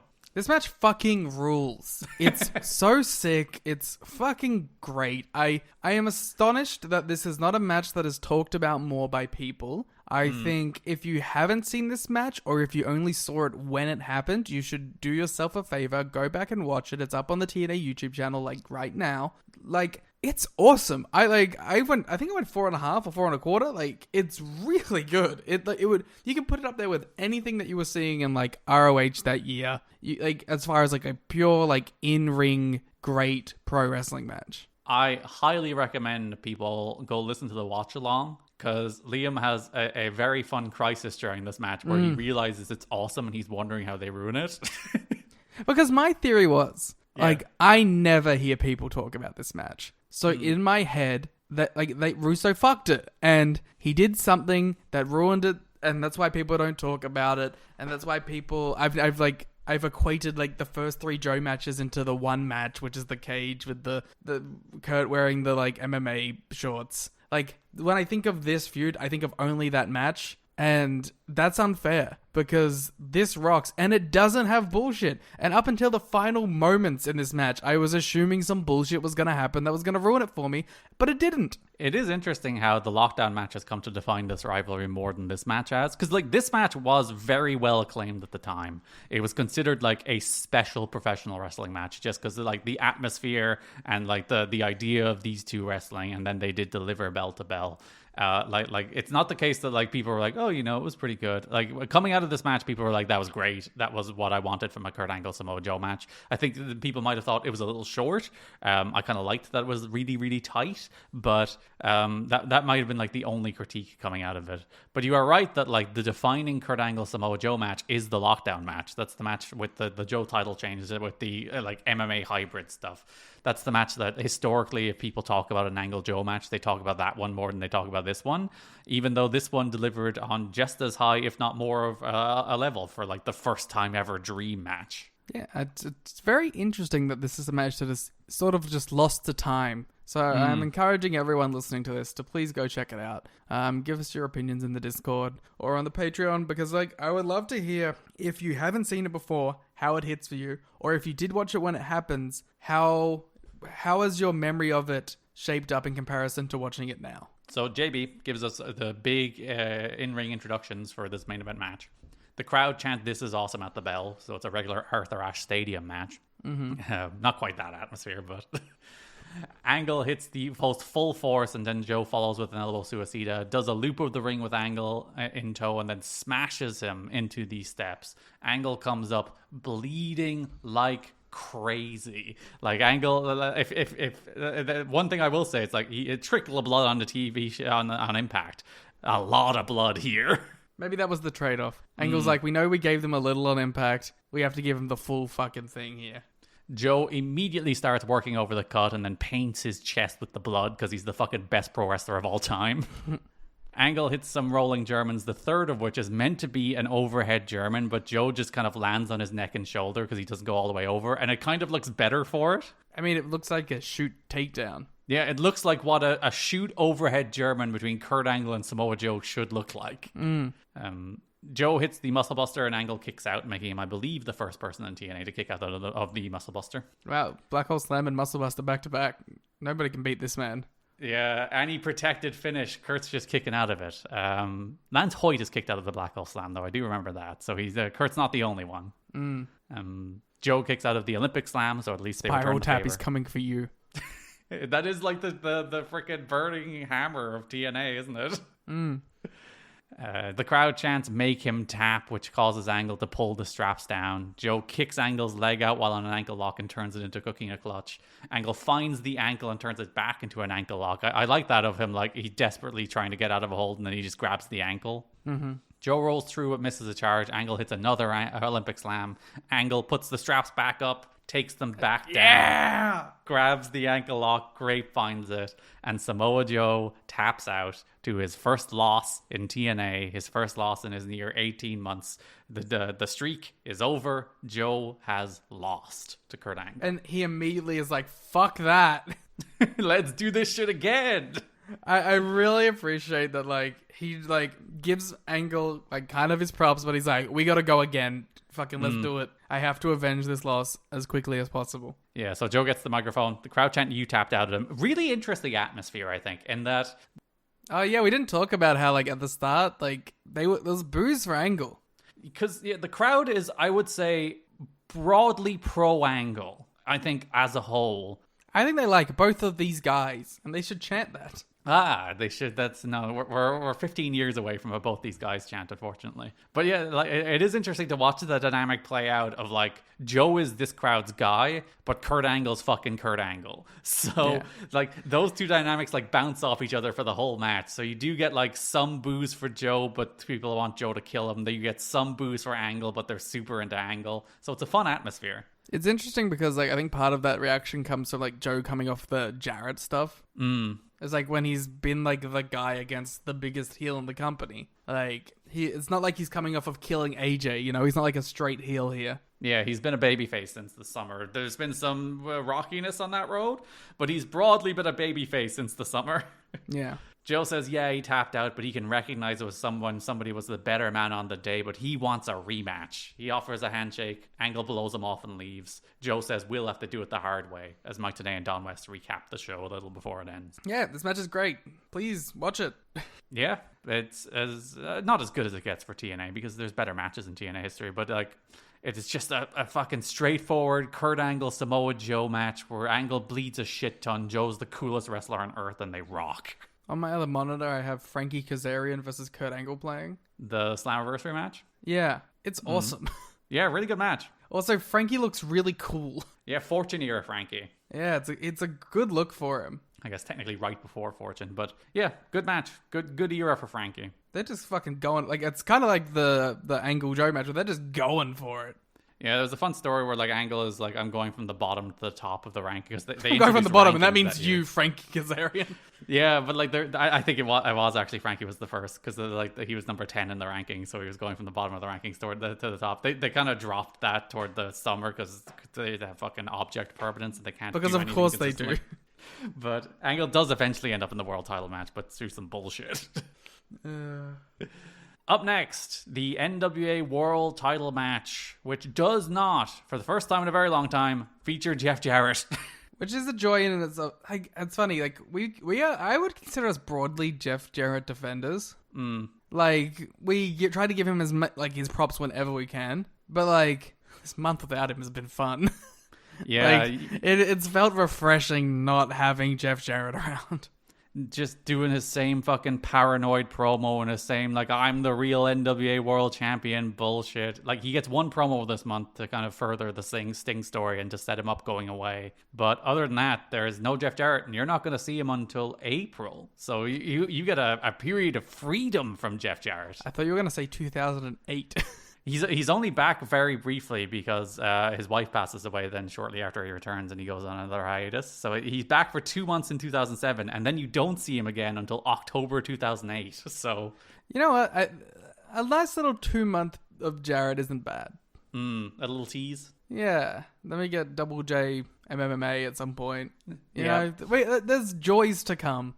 And like when he returns in 08, he is, broadly speaking, he does have like world title matches and main event programs, but he's closer to the mid card than he is the main event, which is always better off. That's where he should be. He's a good mid carder. He's not a main eventer. I think we're kind of out of like the reign of terror of Jarrett. It's over. Yeah, Bound for Glory 2000 again, which is the reason it's like an era shift. Like that's firmly the end of the Jarrett era. I propose to you, now that we have made it through the Jarrett sea, like, is it as bad as everyone says it is? There are absolutely points in which it is. I would say there's 2 points in which like I was at my Jarrett breaking point. One is like 04 toward the end of the Asylum days where it's just like there's no interesting challenges for him. Like even Jeff Hardy comes in and Jarrett just beats him too. And it's just Jarrett all the time and he's doing the same stuff. And then the other is like the last 4 months here of his TNA from like Slam to now, this reign, where I'm just like, just fuck off. Just fuck off. Just go away. I'm sick of you doing this. Because he doesn't develop his act. I think that's the problem. Like he's not a different more kind of world champion each time he has this belt. He's doing the same like TNA management are out to get me. By God, I have to gather a bunch of people to stop TNA management from screwing me out of the belt. He's doing that whole thing for like 3 years. I'm just like, find a new angle for this thing, buddy. You're so stale. So I don't think in totality it's as bad as people think. I think there are moments where he has good matches and he's fine and he's like the classic charming fun Jeff Jarrett. But there are absolutely like spikes where it just gets to that point where I'm like, I never want to see you wrestle again. The Triple H run is worse. I think absolutely. Positively. Yeah. Jeff Jarrett vindicated? As not being as bad as the worst to ever do it. He is not the worst reign of terror of all time. Of course, that's 2025 Jon Moxley. I was going to say 2024 MJF. Oh, I think I don't like that run more than I don't like any Jarrett run. So you know what? Jarrett's the third worst. There you go. Because the Moxley payoff was that it ended up being great. Oh, Mox, I do not believe actually had a reign of terror. Just people were going crazy in January. The thing about the Mox thing is like, it took a while for it to get like running, but like for the majority of it, it was good. He reheated like 4 baby faces to the degree that everyone wanted them to be main event stars. Like, yeah, it was a fucking phenomenal world title reign. It turned like not that Swerve and Ospreay and Hangman were languishing, but it turned them from like mid card guys just doing stuff and back into like top acts. Because Mox was a fucking star. Like it's one of the most successful world title reigns in recent memory. And what comes next is follow up. Like that's up to Tony. But that reign did its fucking job. Yeah, but we're not talking about AEW. We're not. Not for another 17 years. When we're talking about them being at war for number 2 with TNA. I meant like Moose and Kenny. We are here to talk about the Fight for the Right tournament, which will determine the challenger for Sting at Genesis. Sting comes out on the first Impact of the month. He is the new NWA World Champion. He's wearing his Bound for Glory gear. When he gets to the ring, Christian is already there. I was like, where'd you come from? He knows Sting is going to milk it for a while, so he just has to hang out in the ring. Christian says that Sting has stolen his thunder long enough and now he's returning the favor. He complains about being in the fight for the right for a shot because he never lost the title and he never got his rematch. Christian reminds Sting he hit him with a guitar a couple months ago. Christian says Sting is scared and terrified that he's not as big a star as Christian. He wants Sting to just give him the title match. Crowd are chanting for Joe at this point, which is fun. That like Christian's like, give me my match, and they're like, no, we want that Joe guy. We want Joe Sting, please. We want to see Sting die.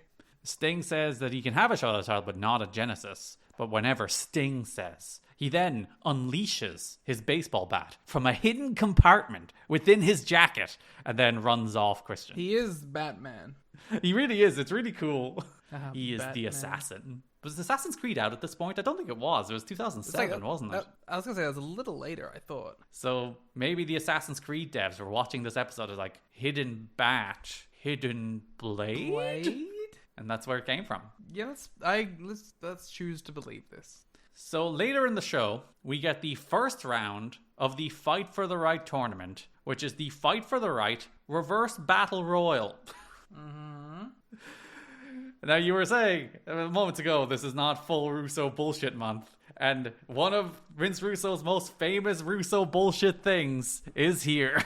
Don't make me come onto this audio podcast and defend the Reverse Battle Royal. That's what you're here to do. It's not that bad. All right. It's like, and you know what? It's booked quite well. Because in this Reverse Battle Royal, they like rush to get in like 5 minutes, which is how it should be. It's not meant to be like a long drawn out thing. It is like a race to see who can get in there, and then those people get the go to the next stage of the match. And I think that's fine, and they do it well, and they all get in there very quickly, and it's like the people that make it in there make sense. Yeah, there are some instances where the logic of the match falls apart, and where there's people standing on aprons, and then there's sudden hard cuts to where they're no longer standing on aprons, and they're like they did fuck up some of the working of that opening stretch, but I don't think it's inherently the worst thing in the history of wrestling. No, I think it's perfectly serviceable. So if you've never heard of a Reverse Battle Royal and you're wondering what it is, oh, fuck off! Use a bit of fucking common sense. What do you think? They throw them under the bottom rope? Yeah, they go under the ring and then up through a hole in the middle of the ring. And guess what? That would also rule. There are 18 wrestlers outside the ring. The first 7 to get over the top rope into the ring then compete in a regular battle royal. Yeah, it's fine. Those 7 compete in a battle royal to determine the seeding of the Fight for the Right tournament. 7 is an interesting number. Yeah, it's a very weirdly constructed tournament in that it's a reverse battle royal leading to a battle royal leading to a series of 3-way matches leading to a singles match. Leading to 2 singles matches. Yeah, it's a strange formatted tournament. They get Kurt as well. Yeah, the winner also faces Kurt Angle. That's not announced here, but when we get to the final, it's announced that the winner of this tournament will be the first person to wrestle Kurt Angle in TNA. I would have said the loser wrestled him. They would have made more sense. Like, whoever is number 2 wrestles Kurt, whoever is number 1 gets the title match. And you could have had Bobby be number 2. It would have worked. The final two are classic TNA gauntlet match rules or battle royal rules, where it's a singles match. So the winner of this reverse battle royal match automatically gets seeded to the final, and then the other 6 compete for the other spot in the final, which is quite the tournament structure. But I mean, whatever. A tournament on TV, I will not argue against. I do find like Vince Russo's concept of a tournament very funny. Like Vince Russo's like, we're doing a tournament, so it's gonna be reverse battle royal, 3-way matches, singles matches. Winner of the battle royal part goes all the way to the last singles match. Then we have 2 3-way matches between the rest of the people who got in the battle royal to get to the other singles match. Or sorry, no, I skipped a step. It's singles matches into 3-way matches back into singles matches. Yes. He does have a very loose definition. It's funny. It's funny to see that man try to process concepts that have been established since, like, I don't know, the beginning of man. Since there was 4 people on this world, there have been tournaments. We have been competing. We have been putting them together in combinations and competing. And Russo's like, I can fix it. But you know what? We need that mind, otherwise everything's boring. So that's true. Big swings and misses are just as important as big swings and hits. We wouldn't get new tournament structures without Vince Russo. Our competitors in this match are Abyss, AJ Styles, Chris Sabin, Christopher Daniels, Lance Hoyt, Robert Roode, Ron Killings, Brother Devon, Brother Runt, Christian Cage, Eric Young, James Storm, Jay Lethal, Kazarian, Kip James, Raven Senshi, Sanjay Dutt. There are, as I said, immediately incidences of people being left like unguarded and having to like not try and get in the ring and start a fight with somebody. There is one instance where you can see AJ standing on the apron, but he's magically like transported down to the floor, which like you can get around if you're smarter about how you worked the match. But they had some silly logic flaws in how it was worked. But again, I don't think it's the worst thing in the history of the universe. And actually, the match turns out to be pretty good. Yeah, I kind of have a problem with this. Roode gets in first. Eric Young spends the entire match running around the ring. We get a bunch of smaller stories here that we'll come back to when we're covering those individual stuff.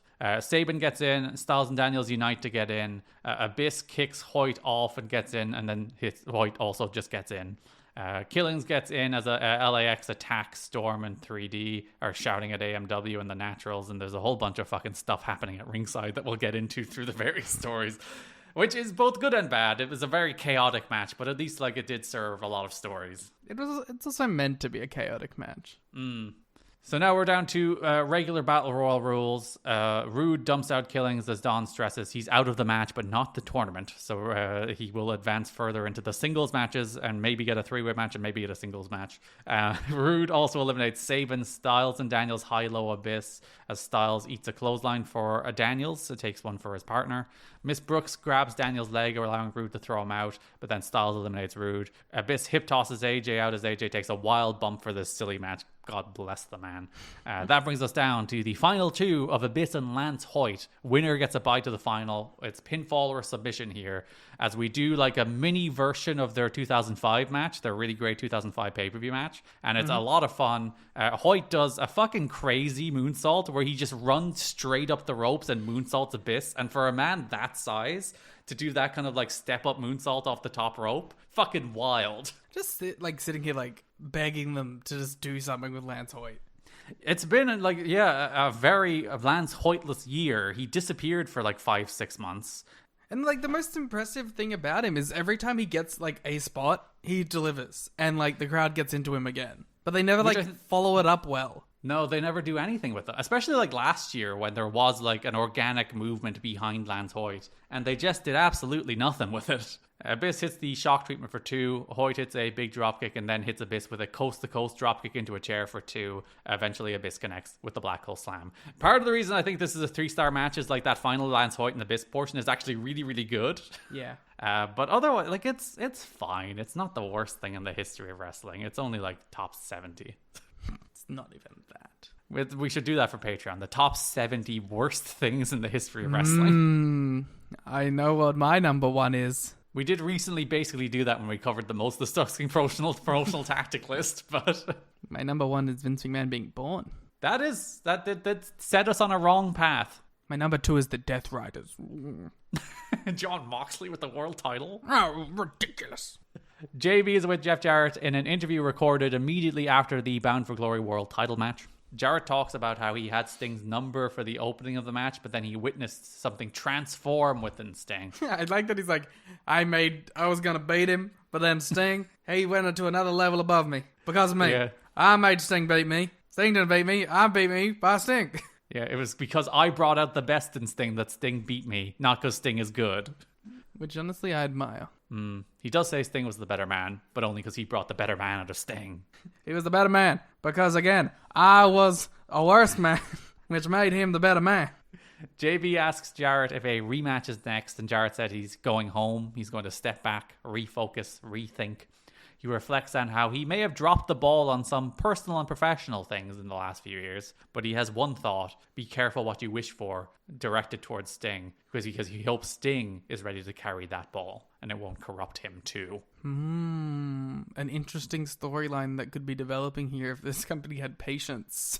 Yeah, if they did, because they don't really do anything with Sting with this story this month. There's some video packages that kind of hint at the theme, but Sting doesn't behave any differently this month until he does. It's very silly. Like a better company, has Sting hold this belt for 6 months, and slowly he starts disintegrating and cheating and but they're 4 weeks. Yeah. And it would be one thing if they told the story well within 4 weeks. You might be able to forgive it that they should have done this over 6 months, but they condensed it into 4 weeks, but told it in a way that was really well done and compelling. No, they don't do anything with it. Very silly. We cut to Mike and Don after this interview, and Don says he has a newfound respect for Jeff Jarrett. Fucking easily swayed. This guy's been a demon. This man tried to kill Mike Tenay multiple times. But, he showed some empathy. So we'll cover the fight for the right stuff as it pertains to the tournament, and then try and circle back to any of the angle stuff as we're covering those individual angles. So we'll go through tournament stuff. On the November 2nd Impact, Chris Sabin and AJ Styles have an altercation backstage, or I guess it's not backstage, it's earlier in the week, I think it's framed as. Sabin is talking about how he likes to wear the belt on his shoulder. He's a full heel now after kind of flirting with it, but now he's just I'm an asshole. Jerry Lynn's the worst. AJ walks up, demands Sabin give him respect. Sabin says, "Eat me, punk," and Styles grabs him. Styles is the most mad I've ever seen anybody. Eat me, punk is the most devastating insult you could possibly deliver in 2006, to be fair. It's so stupid. What a stupid insult. We go to an hour later with Styles apologizing for losing his cool as Sabin busts in and he's like, "How do you like me busting your interview, buddy?" I really thought that was funny. Yeah. He's that petty. He's like, "Fuck you, I'm gonna walk back into your interview." He says he will put his X Division title, which he just won at Bound for Glory, on the line in his Fight for the Right tournament match against AJ Styles tonight, which is our opening match on Impact, in which Chris Sabin loses the X Division title to AJ Styles in a Fight for the Right quarterfinal match. Yeah.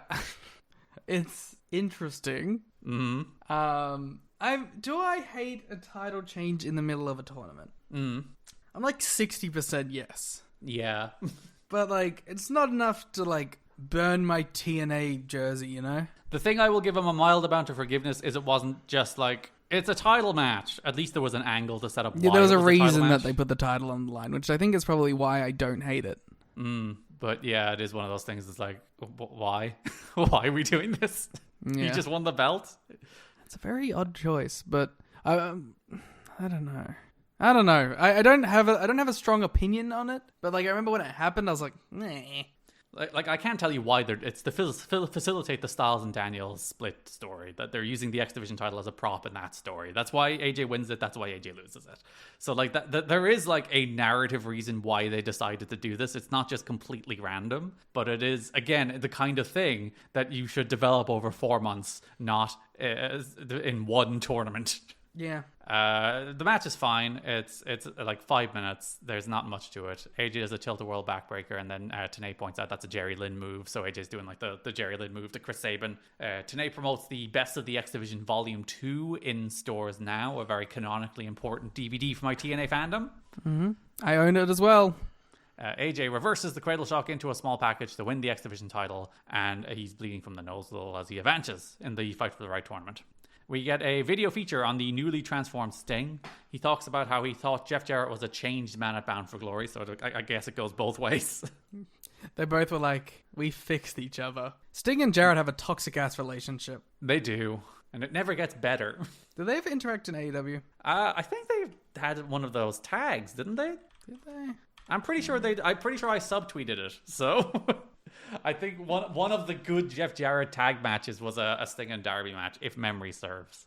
Sting talks about how Jeff Jarrett has been going through personal struggles himself, how the belt is a cancer and it corrupts, which feels a little like his wife is dying of cancer at this point. Yeah, just to actually say that, maybe use a different word. It also kind of sounds like he's blaming Jarrett's world title feud for that. For giving his wife cancer? Yeah. It does. You could definitely read it that way. That there is a read of that I would think is not unfair. They did have a match. Full Gear 2022, Darby Allin and Sting versus Lethal and Jarrett. What's the cage match rating? 6.4. That seems low. Yeah. Dave gave it 3.25. All right. Sting gives credit to God. He's nothing without the big man in the sky. JB has Truth and Lance Hoyt. They've teamed together, but now they're opponents in the Fight for the Right tournament. Truth says he's a 2-time champ and friends don't pay the bills, so he's going to beat Lance and become champ again. Lance says he wants his shot and might take Ron's head off. Then they bump fists. And I kind of like that we're partners and it's not going to get petty, but we would like the NWA title, please. Yeah, I mean, it makes the most sense. Eric Young pops up and asks if JB has seen Jeff. JB says no and asks JB to mention that EY was asking for him if he does see Jeff Jarrett. Did that ever turn into anything? That will be the Jeff Jarrett return story. Okay. I was like, I don't remember that ever getting followed up on. So that's what part of the angle for Jarrett's return in 2007 when he does one pay-per-view match against Bobby Roode is he's like Eric Young's friend fighting Bobby Roode. Ron Killings defeats Lance Hoyt in the Fight for the Right quarterfinal. I remember it being sort of okay, but I like both of these guys getting something on TV. I do like that Don is like, Lance Hoyt's the real surprise in this tournament. I mean, he's not wrong. But that is how far Lance has fallen, that him getting to be one of the 7 men in this tournament is big for Lance this time. I don't think he's incorrect, though. Don also refers to the NWA title at one point as a very seductive seductress. True. Ron wins with the axe kick. There's some 3LK family drama post-match, but we will get to that later. Robert Roode defeats Christopher Daniels in the other Fight for the Right quarterfinal match. We hear Roode's singles theme for the first time, the theme that will live on as the melody underneath the beer money theme, so that's fun. Don mentions that all the records the Dow Jones has been setting recently has been due to Roode joining Wall Street. He is a master investor. He is burgeoning the stock market. Tracy Brooks does some distracting at ringside, both of Daniels and of Earl Hebner. Daniels hits the BME, but Brooks distracts the ref. Don says, "We know she's hot, but this tournament is too important." Don, turn your horniness off, sir. Tracy grabs Daniel's leg when he goes for the Angel's Wings, allowing Roode to hit the payoff, which is the roll of the dice crossroads at this point. It's not the Fisherman Suplex in tribute to Kurt Hennig yet. He's doing the crossroads as a payoff. For the win, AJ runs out after the match. Daniels looks mad about it, and Daniels looks aghast at AJ having the X Division title on his shoulder. He is maybe the little jealous goose that AJ won a title in his tournament match, and then he just lost his tournament match to Bobby Roode. We then go, the winners of those 3 matches, Styles, Roode, and Killings, face off in a 3-way match, the winner of which will face Abyss in the final. So that is the opening match of the November 9th Impact. The final takes place on the same episode, by the way. So AJ Styles defeats Robert Roode and Ron Killings to advance to the final of the Fight for the Right tournament. And this is the famous 3-way that everyone talks about. The Styles, Roode, Killings 3-way that just happened. 5 stars. Yeah, we just had the 20th anniversary of as we podcast right now. You can go check out the link where in our bio where you can get both the poster and the Styles Daniels Joe t-shirt. See? Look at us. For once, we're plugging merch, not at the very end of the episode. We're just going to do it throughout the entire episode. Constantly. Jerry Lynn is sitting in the crowd with the X Division guys, pointing and advising Sabin, Lethal, and Dot. Styles goes up top, but Tracy grabs his leg. Daniels and Hoyt unite to put Tracy in the front row. A fan with a drink excitedly spills it all over her while chanting TNA. Tracy slaps him, which distracts Rude, and all this commotion allows AJ to roll up Ron in the ring as AJ is selling his leg. My favorite thing about this is like Rude, I feel like doesn't care about the match loss as much as he cares about the PR nightmare. We're gonna get a lawsuit for you slapping that fan, Tracy. That's why he's like, yeah, we need to get new consulting. Yeah, which doesn't really go anywhere. But yeah, Robert Roode Incorporated is under threat. It's a newly formed company, and you're gonna take the thing down with your temper? Mm-hmm. Yeah, so AJ advances to face Abyss later in the show. Backstage, Rude is berating Tracy about all the lost money because they didn't get to the Fight for the Right tournament, about how they need crowd control and an image consultant so people will love him and spend their money on him, and demands Tracy go out and get PR and image people right now. I kind of like it. But I like, that he doesn't really care about the match as much as he cares about his image. Yeah. Because this is like the first hints of the Rude character. We're told that he is rich now from his investing on Wall Street. He is a company. He cares about the corporate image. He has his secretary. How are you feeling about the early stages of Bobby Roode as a singles wrestler? I'm liking it. I don't have a problem with it. I'm interested in see how Rude develops. Yeah, he doesn't really have like his in-ring identity yet. Even like as I was saying earlier, like his finish is not the fisherman suplex; it's the freaking crossroads. He hasn't even worked that part out yet. So like in ring, it's still pretty raw, but it's nice to see him like they're trying to do something with him, which I appreciate. Yeah, I'm not mad at it. We have a little backstage vignette where Mitchell hands Abyss his mask to head out for the main event in the Fight for the Right finals. It's kind of a fun little moment. It is. It's one of those like cool stylistic vignettes. And the main event of this episode, Abyss defeats AJ Styles to win the Fight for the Right tournament and earn a shot at Sting at Genesis. Andrew Thomas sends James Mitchell and Christopher Daniels to the back at the start of the match. Abyss wedges a chair in the ropes. The referee tries to pull it out and fails. I appreciate the effort. It's a good reason for like why it's still there. It's just so hard. I guess and Abyss is one of the people I guess you could credibly say he's really big and strong, so he just really wedged it in there. Yeah, and then little Andrew Thomas couldn't get it done. Mike Tenay, this is where he announces that the winner of this match will also face Kurt Angle next week on Impact. Abyss slingshots AJ into the chair. The X Division crew are once again watching from the rafters. Sabin is yawning and stretching. Abyss crashes into AJ and the ref in the corner. Christian runs in, hits Abyss with a chair. He also hits AJ with a chair, and Christian says he's the one true number one contender. Andrew Thomas counts both men out. Double count out. Tournament's over. Nobody wrestles Kurt. Nobody wrestles Sting. Sting and Kurt. That's the only solution. We have to put them together next week on Impact. Earl, Hebner, and Rudy come out and try to explain what happened, and we come back from break and the match is actually restarted. They trade some near falls before Mitchell comes out with the thumbtack bag. Daniels cuts him off. As the referee is trying to clear both of them out, Sabin appears, hits AJ Styles with Enziguri, allowing Abyss to hit the Black Hole Slam for the win. Sting versus Abyss at Genesis. Angle versus Abyss next week. This match is like an overbooked mess, but AJ bumps around like crazy and it makes it kind of enjoyable.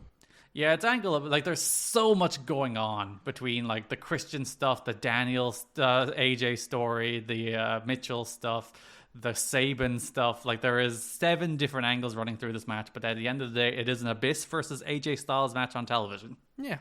I don't really, like, it's not like the traditional sort of match you would want, but, like, I don't know, it's weird and wacky, and it's still compelling to watch, you know? And you have the lockdown match if you ever want to watch what this good version of this match could be. Yeah. The primetime special on November 16th, we get a feature on Abyss focusing on there perhaps being a personal trauma behind his desire to inflict pain, where we're laying some seeds there that there's more to the Abyss character than might meet the eye. I feel like that happens way later. We move into it with Sting, and James Mitchell has been the only man that can control Abyss. The only man? Interesting. Because there was a woman. She's coming back. We get another feature on Sting's return and ascent to the championship as Barry Scott does some chanting. This is where Angle faced Abyss. After that match, the crowd chant for Sting as Abyss and Joe are beating up Angle. Sting repels from the rafters for the first time in TNA history. I didn't realize that this was the first time. I just kind of assume he always does it. He actually doesn't really do it at all in TNA. I want to say he only does it one more time. One that I can think of. Maybe he does it some others on like TV. It's just really hard to do in the Impact Zone, I guess. Yeah, because he lands on the announce table. That's the only place they can do it. Yeah, and then hits a crossbody off the announce table, which is really cool. You know what the dumb thing is? They're having him rappel from the rafters to set something up they do on the pay-per-view. But then he doesn't also rappel from the rafters on the pay-per-view. I mean, I guess they did enough. They introduced it. So, Sting repels from the rafters, takes Abyss out with a crossbody off the announce table. He clears house with a bat. Angle Joe do some more brawling. And then we cut backstage like 30 seconds later. And Abyss has Sting hanging upside down in some kind of like harness. And then he's hitting Sting with a baseball bat. Abyss, very efficient. Much more efficient than Sting. Yes, he gets Sting in this contraption much faster than Sting does on the pay-per-view. It is, like, again, it's such wackiness that, like, we just come backstage and Abyss has Sting hanging upside down and then hits him with a baseball bat. It's like, sure. I think Abyss is sort of the king of that sort of segment. Of, like, let's cut to the back and some stupid shit's happening. We do eventually get him massacring Rob Van Dam with a nail bat.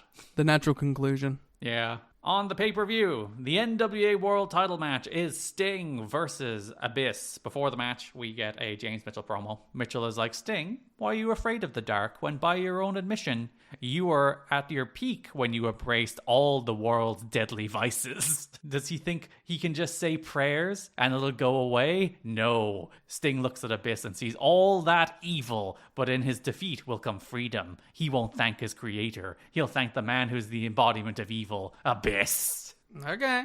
Like, sure. I never thought of Abyss the embodiment of all evil. Mostly just like violence. We did establish he spawned from a hell portal, didn't we? Yeah, but like, I don't know. I never imagined him like selling heroin. Sure. Is it embracing all of the world's vices? You know, he's everything. He was Sting's dealer back in the day during his dark days. Who knows? That's what I believe James Mitchell is implying. But Abyss defeats Sting by disqualification to win the NWA World Heavyweight title. Makes sense to me. If you would remember, I was going to say, go on your little tangent about how this is actually good and respecting the law.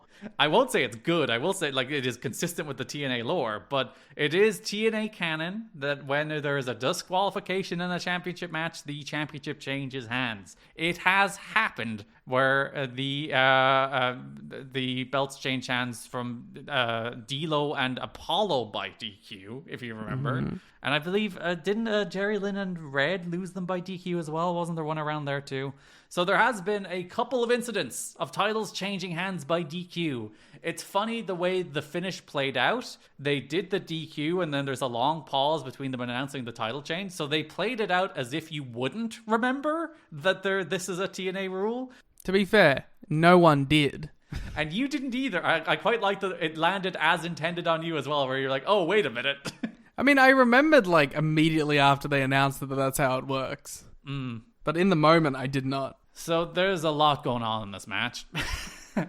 It's mostly just a bunch of crazy spots and things going kind of awry, but like Abyss having a rough night, not necessarily from in-ring work, just like, bro got the shit kicked out of him.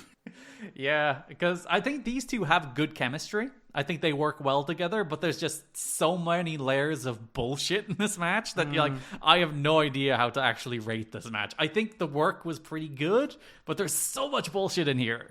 Yeah. Sting is in his black and red gear, tights, red trim to his face paint. Looking very good. Yeah, this is the best Sting look. This is his video game look is the last one. One of these looks is his video game look, isn't it? I think this is it. I think it might be this one. Because, like, the Angle video game look is the one on this show, too. So, this might be where they got Sting and Angle. Sting hits a slingshot crossbody and they brawl through the crowd. Abyss sets up a table and barbed wire by the ramp and then doesn't do anything with it, so we have Chekhov's barbed wire tables. He does go to powerbomb Sting through it, but Rudy and Mitchell talk him out of it because he'd get DQ'd if he would do something like that. Ah, see, it's a good start. They laid some seeds. Sting hits a big top rope splash for 2 after Abyss's shoulder wasn't down. The referee is like, hey, get that shoulder down. Sting kicks out of the black hole slam, so everybody's doing that now. Ref gets bumped. Abyss gets the tax, but Sting cuts him off with the bat and hits a Scorpion Death Drop. Mitchell, with a freakish feat of strength, pulls the referee out. And astonishing, strongest man of all time. Because the referee moves in a different direction than Mitchell pulled him, so it's like there's a lot going on with his strength here. That's the strength of the devil. Ah, that makes sense. Sting empties the tax, but fully plays the Abyss role because he's the one that gets chokeslammed in them. It is the wrestling lore, the wrestling canon. He who empties tax goes in tax. Also, shout out Sting for being a sicko who will take a thumbtack bump. I mean, it's just that he is a sicko. We have confirmed that over the last few years. And there, Shoot tax. His back is bleeding for the rest of this match. Abyss, the sickest part, really, though. Abyss goes for the pin and Sting immediately kicks out and hulks up. So it's like, fucking Sting. Sting gets Abyss in the Scorpion Deathlock, but Mitchell distracts the referee as Abyss taps out. So Abyss is winning the belt by DQ and still can't even, Sting has to get a visual win over him still. Again, Abyss taps out twice now. Angle has just broken the fucking... broken the bay. Sting goes out to the floor and ties Abyss to the harness that he uses to come down from the ceiling, which is just there for some reason because he didn't come down from the ceiling for his entrance in this match. It's still there from last week. I guess it was just Thursday. Yeah. He then proceeds to hang Abyss upside down after about a minute of tying him up and anchoring A minute is generous.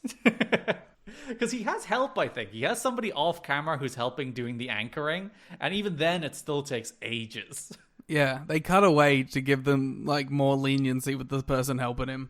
You don't see him, yeah, but you can see a Sting kind of hand off the kind of harness so that it can be tied. So it's not relying purely on the strength of Sting to keep Abyss hanging there. He hits Abyss with a chair multiple times, including one right to the face. With not a DQ. Nope, this is all fine. He hangs the man upside down and wails on him out with a chair. This, not a disqualification. Some expert leniency being held here for the NWA World title. Abyss also desperately trying to keep his belly covered as he's hanging I know, it's down. so embarrassing for him. He clearly is really self-conscious about it. Yeah, I feel bad for him. Sting brings Abyss to the top of the ramp after getting him down from his fucking harness routine. Rudy tries to get Sting to stop as Sting takes him up to the stage where the tables are so he can knock him off. Sting pushes Rudy and then clotheslines Rudy Charles, which causes Rudy to disqualify Sting. Which I actually like. It must be stated, he disqualifies Sting before Sting throws the Abyss off the stage through tables and barbed wire. Yeah, I respect Rudy for having his boundaries, which are, you can do what you want, I'm gonna give it to you, it's a world title match, I don't want to DQ it, but fuck you if you touch me! Yeah. I think that's perfectly reasonable as a referee. And Mike Tenay does try to cover for them a little bit, where he's traditionally in TNA, even given the disqualification rule, we have tried to give you conclusive finishes in world title matches, but Sting has simply just went too far this time. And I agree with that. So you think Vince Russo is good? I don't think this is a bad ending. All right. I think that, it is perfectly reasonable for the ref to be like, fuck it, yeah, you're fine. I don't care if you beat the shit out of each other, but don't fucking touch me. I think that's a reasonable breaking point for him. Fair enough. It'd be my rule of thumb. If you're a referee. Yeah. It's I don't care what you guys do to each other, just leave me alone. Yes, 100%. There are a few moments of hesitation and confusion before Rudy gets Dave Penzer to announce that because of the disqualification, Abyss, dead on the floor, lying in pain, is the new NWA World Champion. Yeah. The worst thing about this is just that Abyss should have won, but I don't hate the ending logistically or logically. Mitchell cackles, Sting looks shell-shocked as Abyss is your NWA champion for the first time in his career. Only time? Only time indeed. The only world title reign of Abyss. I'm glad he got one. Yeah, he did. The circumstances upon which, because it's always annoying to do the Today in History post of Today in History, Abyss won the NWA title, and you have to post this as the moment Abyss wins the NWA title. But it's nice that he had it. He deserved it. Yeah, I'm glad he got that, So the idea of all of that is that Sting lost his cool presumably because of the corrupting force of the NWA title. So he lost his mind on Abyss, destroyed the referee, hung Abyss and hit him with stuff. Do you feel like that story worked? I feel like that story could work if it was done well. I just think... we talked about it a little bit, but it was just rushed. I mean, I got the idea, but I don't think it necessarily delivered very much. Like, I don't think you had to kind of think about it to understand it. It wasn't, like, easily digestible. Yeah, they like, laid some seeds for it, and then Sting went crazy in his first match. Yeah. I think what we said before was like this really should have been like a 6-month-long thing, or like a more nuanced thing, or had done the one thing during the Abyss Kurt match to make it feel like it was building up to a point, because they just kind of, I mean, maybe that's the point, is that the title immediately corrupted him. So, like, but I don't know. I don't think it necessarily delivered on its point very well. No. And it's like, it is an interesting idea that, like, this belt, it's not I Jarrett, think it's it's the actively a very good idea. I just don't think this company can deliver on that. No, that is a bit of a problem. Up next in the heavyweight title scene, more or less, I guess Christian is talking about the NWA title all month anyway, is the last steps in the Christian Rhino rivalry. After Christian defeated Rhino in the 8 Mile Street fight at Bound for Glory, we continue this feud. We go to the Fight for the Right Battle Royal, in which Christian is brawling at Ron Killings. He eye pokes him, low blows him. He's about to get in the ring when Rhino stops him, brawls to the back as their feud continues, and he stops him from getting in the ring and advancing in the Fight for the Right tournament. There's also a note that, like, Rhino specifically asked not to be in the tournament because he wanted to focus on murdering Christian dead. There's a lot of people who didn't want to be in that tournament. BG James didn't want to be in it either. Yeah, I guess the title isn't worth that much. They have a match on the next episode of Impact. There's a feature in which they announce, I think it's announced at some point before that it will be at the primetime episode of Impact, the primetime special. It will be a barbed wire steel cage match between Rhino and Christian as they settle their dispute once and for all. But it can't just be a regular barbed wire cage match. There has to be a little bit of goofiness. So on the main event of the November 2nd Impact, it is Christian Cage versus Rhino in a, quote, weapons or escape 4 corners pole match. It's a very odd dynamic. Mainly because, I mean, what is with Russo? I mean, but this is tired ground. But, like, what is with Russo and pole matches? Immediately as well. The man is back a month and he is like, let me get my pole bullshit in. I just have to get my pole bullshit in. I wonder what it is about it that he likes.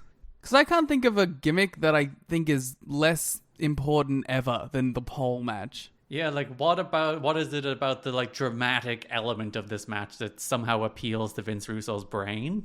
Like legitimately, I think pole match may be the lowest ranking of like regular match types on my list. Yeah, it's pretty low. Like, there are, like, I don't care for, like, inferno matches. I think they're dumb.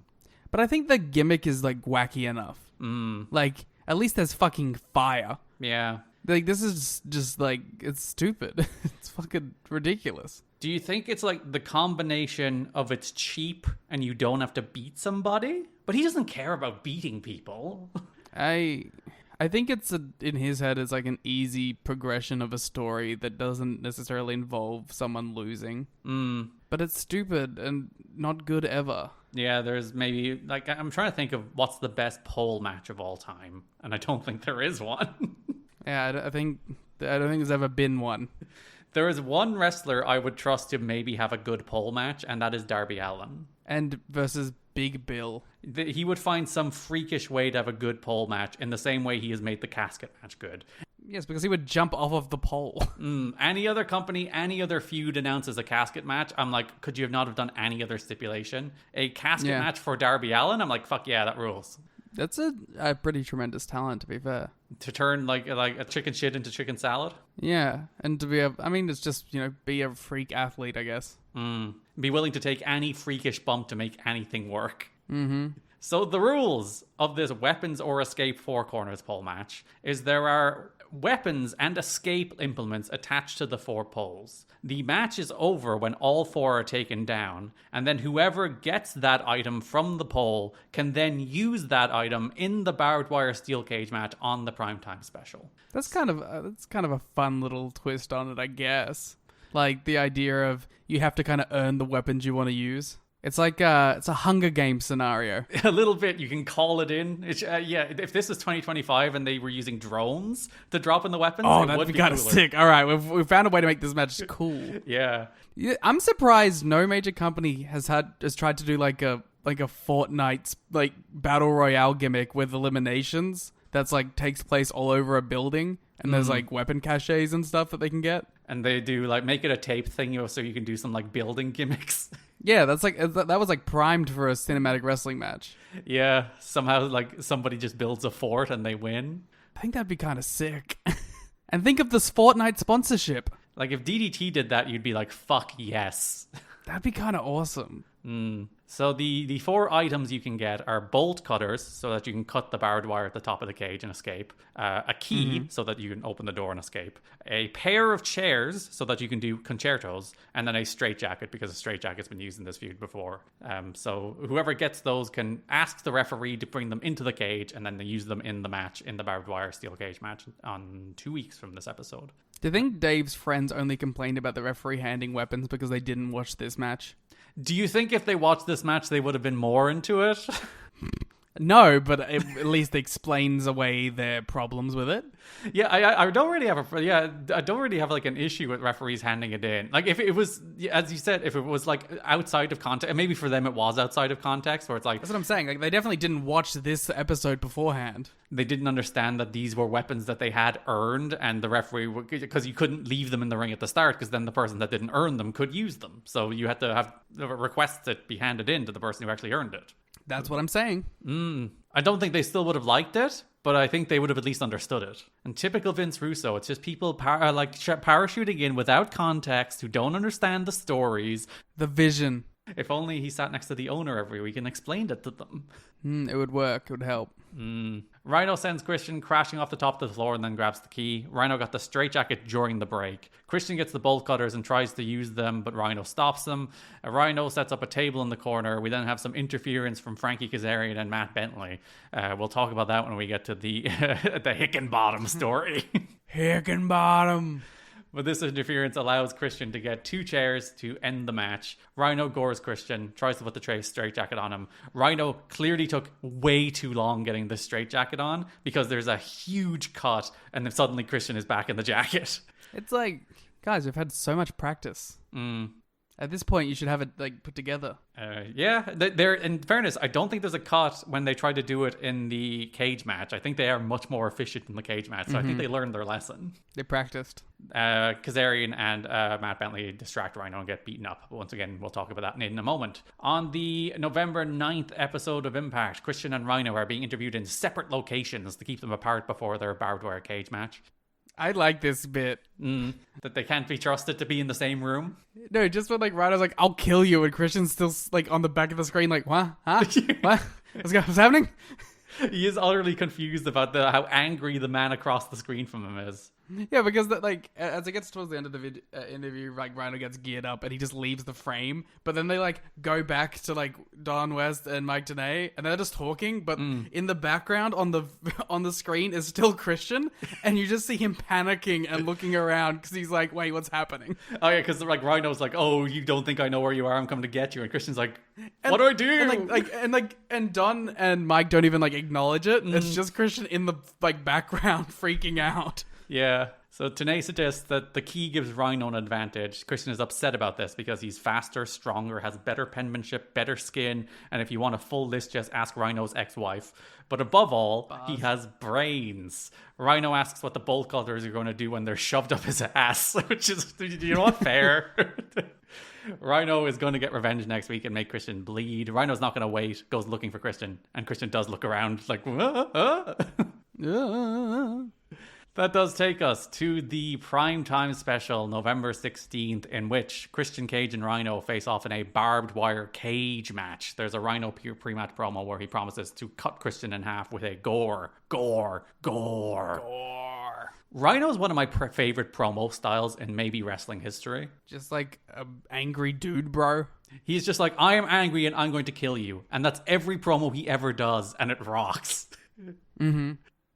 Also, I think something I only realized recently, how young he is at this point. He's like 31 or something, yeah. He's 28. Is he still in his 20s? Yeah. Oh my god. Like Rhino to me is perennially like a man in his 40s. Yeah. And to like think like that in like 05 he was still in his late 20s is really interesting. And like it makes sense because he was like super young in ECW, but even to watch him in 05, 06 and be like, that man is a man still in his 20s. It's kind of remarkable, to be honest. Rhino in this match is 5 years younger than I am. Oh. And but looks 10 years older than you. Yeah, it's crazy. So this is an escape the cage rules, which I am more accepting of given there is barbed wire at the top of the cage. Yeah. Well, again, if you have to like drag yourself through I'm also fine with escape the cage rules if it isn't through the door. Like if there's barbed wire on the top and you can't go through the door, or if you put barbed wire across the door and you have to go through. That would be cool. I just like I want escape not to be the default. Yeah. Because it's like it has to be a difficult endeavor. Mm-hmm. I mean, like I don't really like escape rules in cages. They do kind of ruin them for me normally, but like I don't know.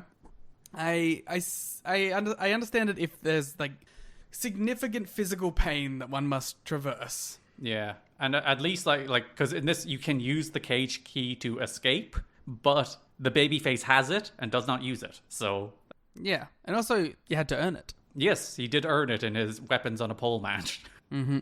What a sentence. They have to request the keys, chair, bolt cutters, or straight jacket from the referee during the match, but only the ones who won them in the match a couple of weeks ago can request them. Tenay does not do his climbing contest rant here. I wonder why. Because it is one. Yeah, his old AMW XXX. This isn't a climbing contest. This is a wrestling match rant, and now it's a climbing contest. Thanks, Vince Russo.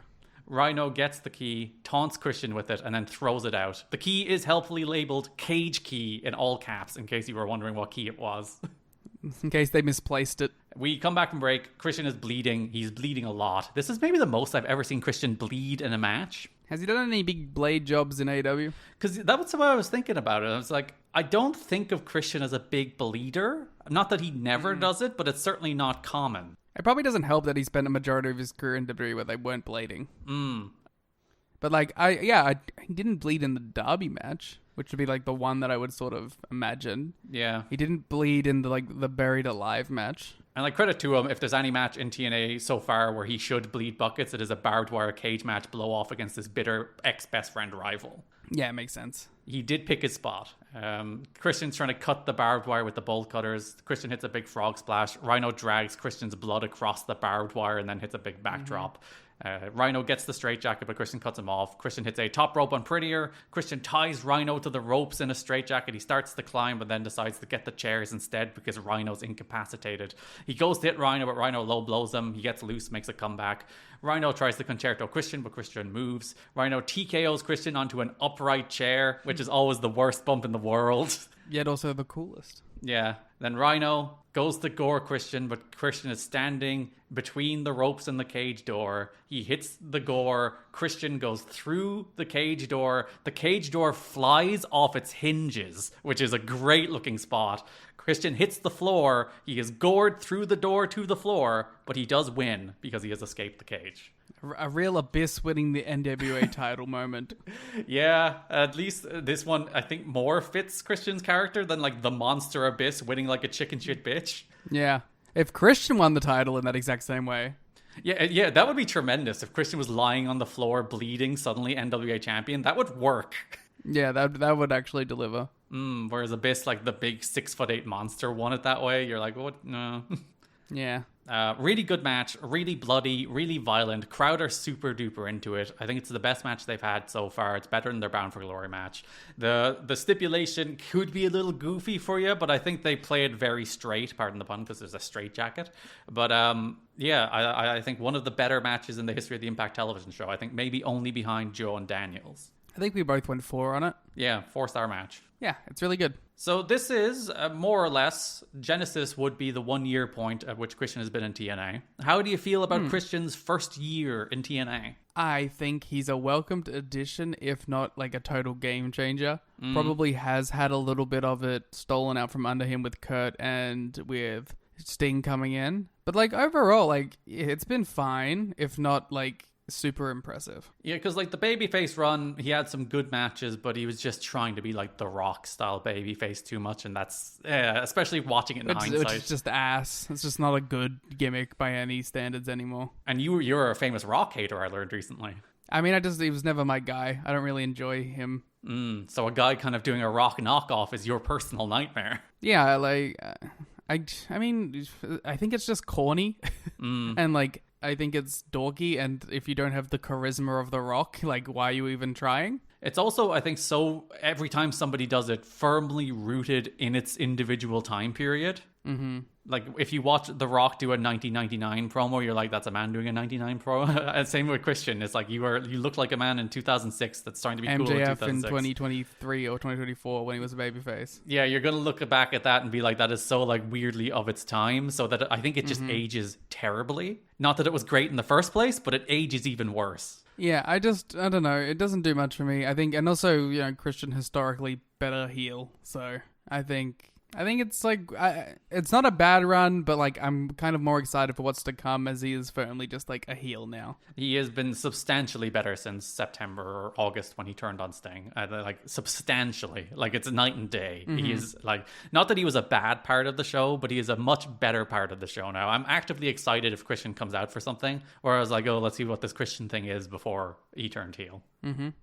Christian then spins off into a feud with AJ Styles, but we have to go backwards a little bit to talk about the AJ Styles Chris Sabin stuff first, and Daniels as well, I guess, as we have interlocking stories this month. Yeah, there's like a bunch of stories that happen for TV that they just don't deliver on the pay-per-view. Yeah, because like AJ is involved with Daniels and Sabin the whole month, and then just randomly has like a pay-per-view match with Christian that's set up at the last minute. It's very silly. I don't understand it, but like I'll take it. Do you think they only just realized, like, oh no, we have nothing for Christian on the pay-per-view, let's take Styles out of the X Division title match, which was maybe meant to be a three-way? See, in my head, I thought it was more of a Styles thing. Like, maybe they realized, why are we going back to the X Division? Well, yeah. Like, they had that, like maybe, like, there was a Vince Russo comes in, he immediately is like, all right, AJ, X Division is my, like, happy place. And then goes sort of like, well, he might be a bit beyond this now. Yeah. Or, well, because as you see by the end of this, it's setting up a different attitude for AJ. So maybe Vinny Woo was like, oh, fuck this X Division shit. I want him to have personality. But there can be no personality in the X Division. Ever. Only old personalities being inflicted on new wrestlers, apparently. Though we haven't quite gotten to that part yet. So AJ and Sabin were having those issues through the Fight for the Right tournament. As AJ defeated Sabin to win the X Division title. It's a bit of an issue.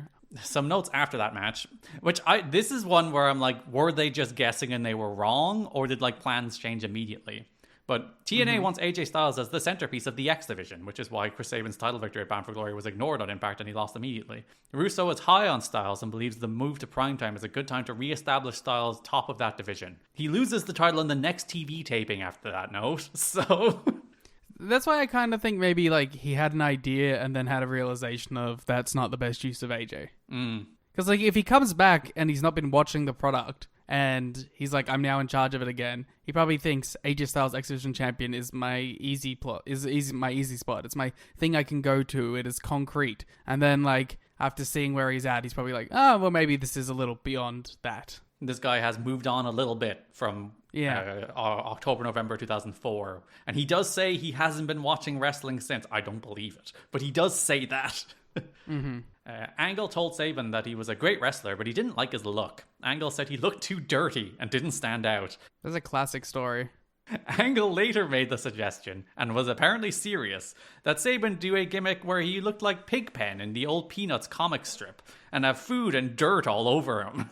Let's just say a lot of people excited about Angle having creative input after that were shaking their heads. That's the stinky kid. Do wrestlers just have the worst ideas? Yes, that's how they need non-wrestlers to book things. Like, is it just the worst? When we talk about like, oh, you know, like how do these bad ideas get through? Do you have to just think about, was that the compromise from the 15 times worse idea all the time? Well, yeah, because, like, famously, guy with terrible booking ideas, Bryan Danielson, who, like, always pushes stupid-ass shit. Yes. And it's, like, is the greatest of all time.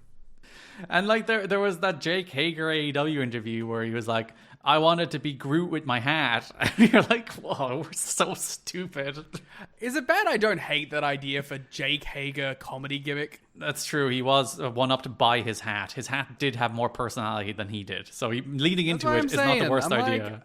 Like, I think that's kind of fine for him specifically. You know what I think the issue is? Wrestlers only have ideas for bits. Yes. Because they're not very funny. All they can do is, like, individual bits. It's like, what if Chris Sabin was the Peanuts guy? There's no, like, story or, like, long-term narrative, even though they're fucking non-stop talking about that shit. All their ideas are just like, what if I had one bit? And that bit can be funny, but then they often just do that bit until you want to die.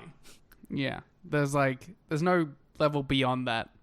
So Sabin ends up costing AJ Styles the Fight for the Right tournament final match, which leads to an X Division title match on the Primetime special. During the Samoa Joe Jay Lethal match, Sanjay comes in to break up Joe attacking Lethal after the match, and Jerry Lynn is like, Sabin, get out there too, and Sabin is just like, no. Sabin's like, why would I? And there is a whole, like, thread through the month of Jerry Lynn trying to, like, guide and instruct Chris Sabin, and Chris Sabin is just like, leave me alone. I kind of thought we had moved on from this, to be honest. Well, it's setting up an angle with Jerry, so it's not going nowhere, at least. But, like, it just felt like we've been doing that for months, and then, like, it kind of felt like they were on the same page again briefly. Yeah, because he was like, look at my belt, I won it. And Jerry was kind of like, I guess you did. Yeah, like you've sort of proven me wrong. But then they continue to, like, sit in the crowd with Jerry watching matches as Craven's... Which is, again, feels like they're on the same page. Like, Jerry's like, all right, these kids ain't all that bad. But no, Sabin is bored and wants to rebel. Mm-hmm. So later in that show, we get an X Division title match. It is AJ Styles defending the belt against Chris Sabin and Christopher Daniels. The true three-way. The Styles Daniels Sabin three-way. There is a Styles Joe Sabin three-way next year that is like, it kind of rocks, and it's one of the most, I think, underrated matches in TNA history. Okay. It's edited to death for TV, though. That's the only downside. This is fun. Mainly because you're seeing the dissolution of the AJ Daniels team. They're back to their own, like, gear again. Yeah, so, like, when Daniels lost his Fight for the Right match and AJ tried to help him after the match, Daniels was like, oh, you know, you have the X Division title now, and I lost my match. Fine. I know, like, their problems with each other are very silly. Yeah. They're very, like, surface level. It is like, we need to invent problems with these men very quickly after they were a seamless team for 6 months. Like just have a conversation together, you know? Yeah, that's what Rhino's saying. True. Rhino is the representative of the audience. AJ and Daniels don't work together in this match until they do, and then they don't anymore. It's very funny.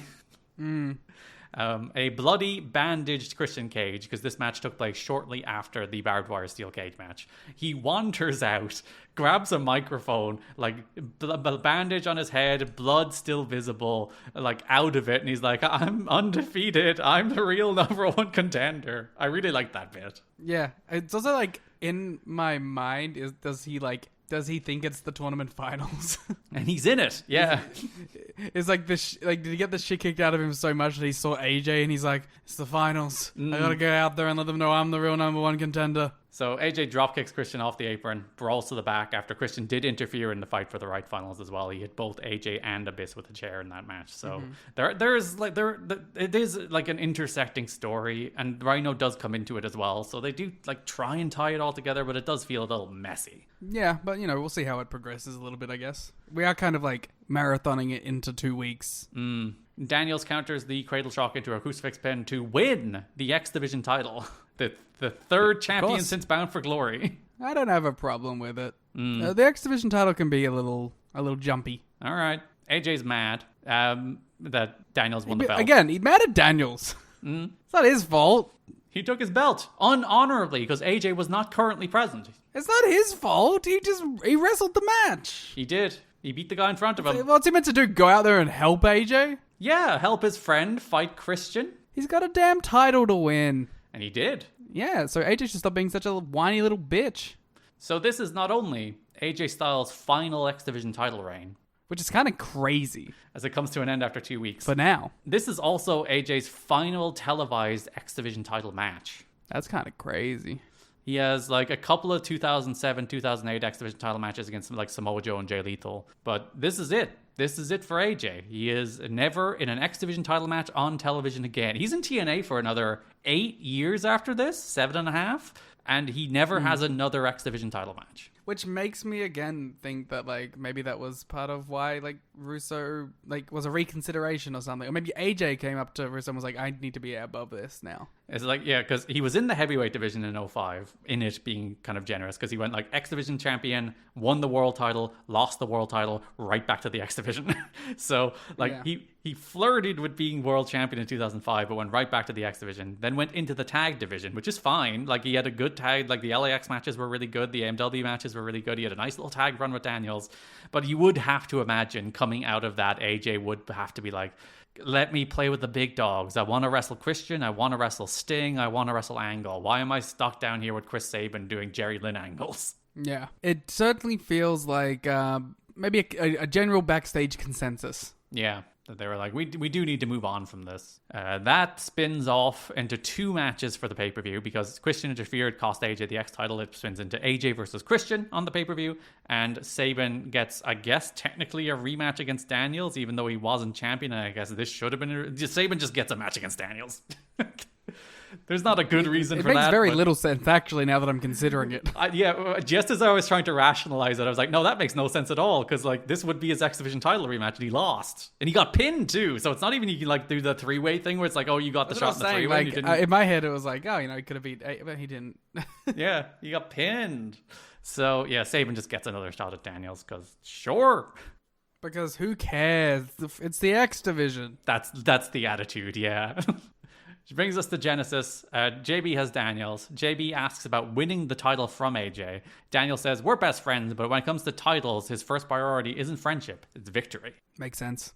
Says he and AJ built the X Division, and he's going to show Sabin why he's the longest reigning X Division champion of all time. Okay. And then we get Daniels versus Sabin for the X Division title as Daniels retains. An interesting little match that doesn't really get a chance to get going because there's too busy focusing on like AJ stuff and Lynn stuff and, you know. Yeah, like the crowd are with them at the start and they kind of lose them a little bit in like the heat segment, I guess, because I don't think they hate Sabin that much.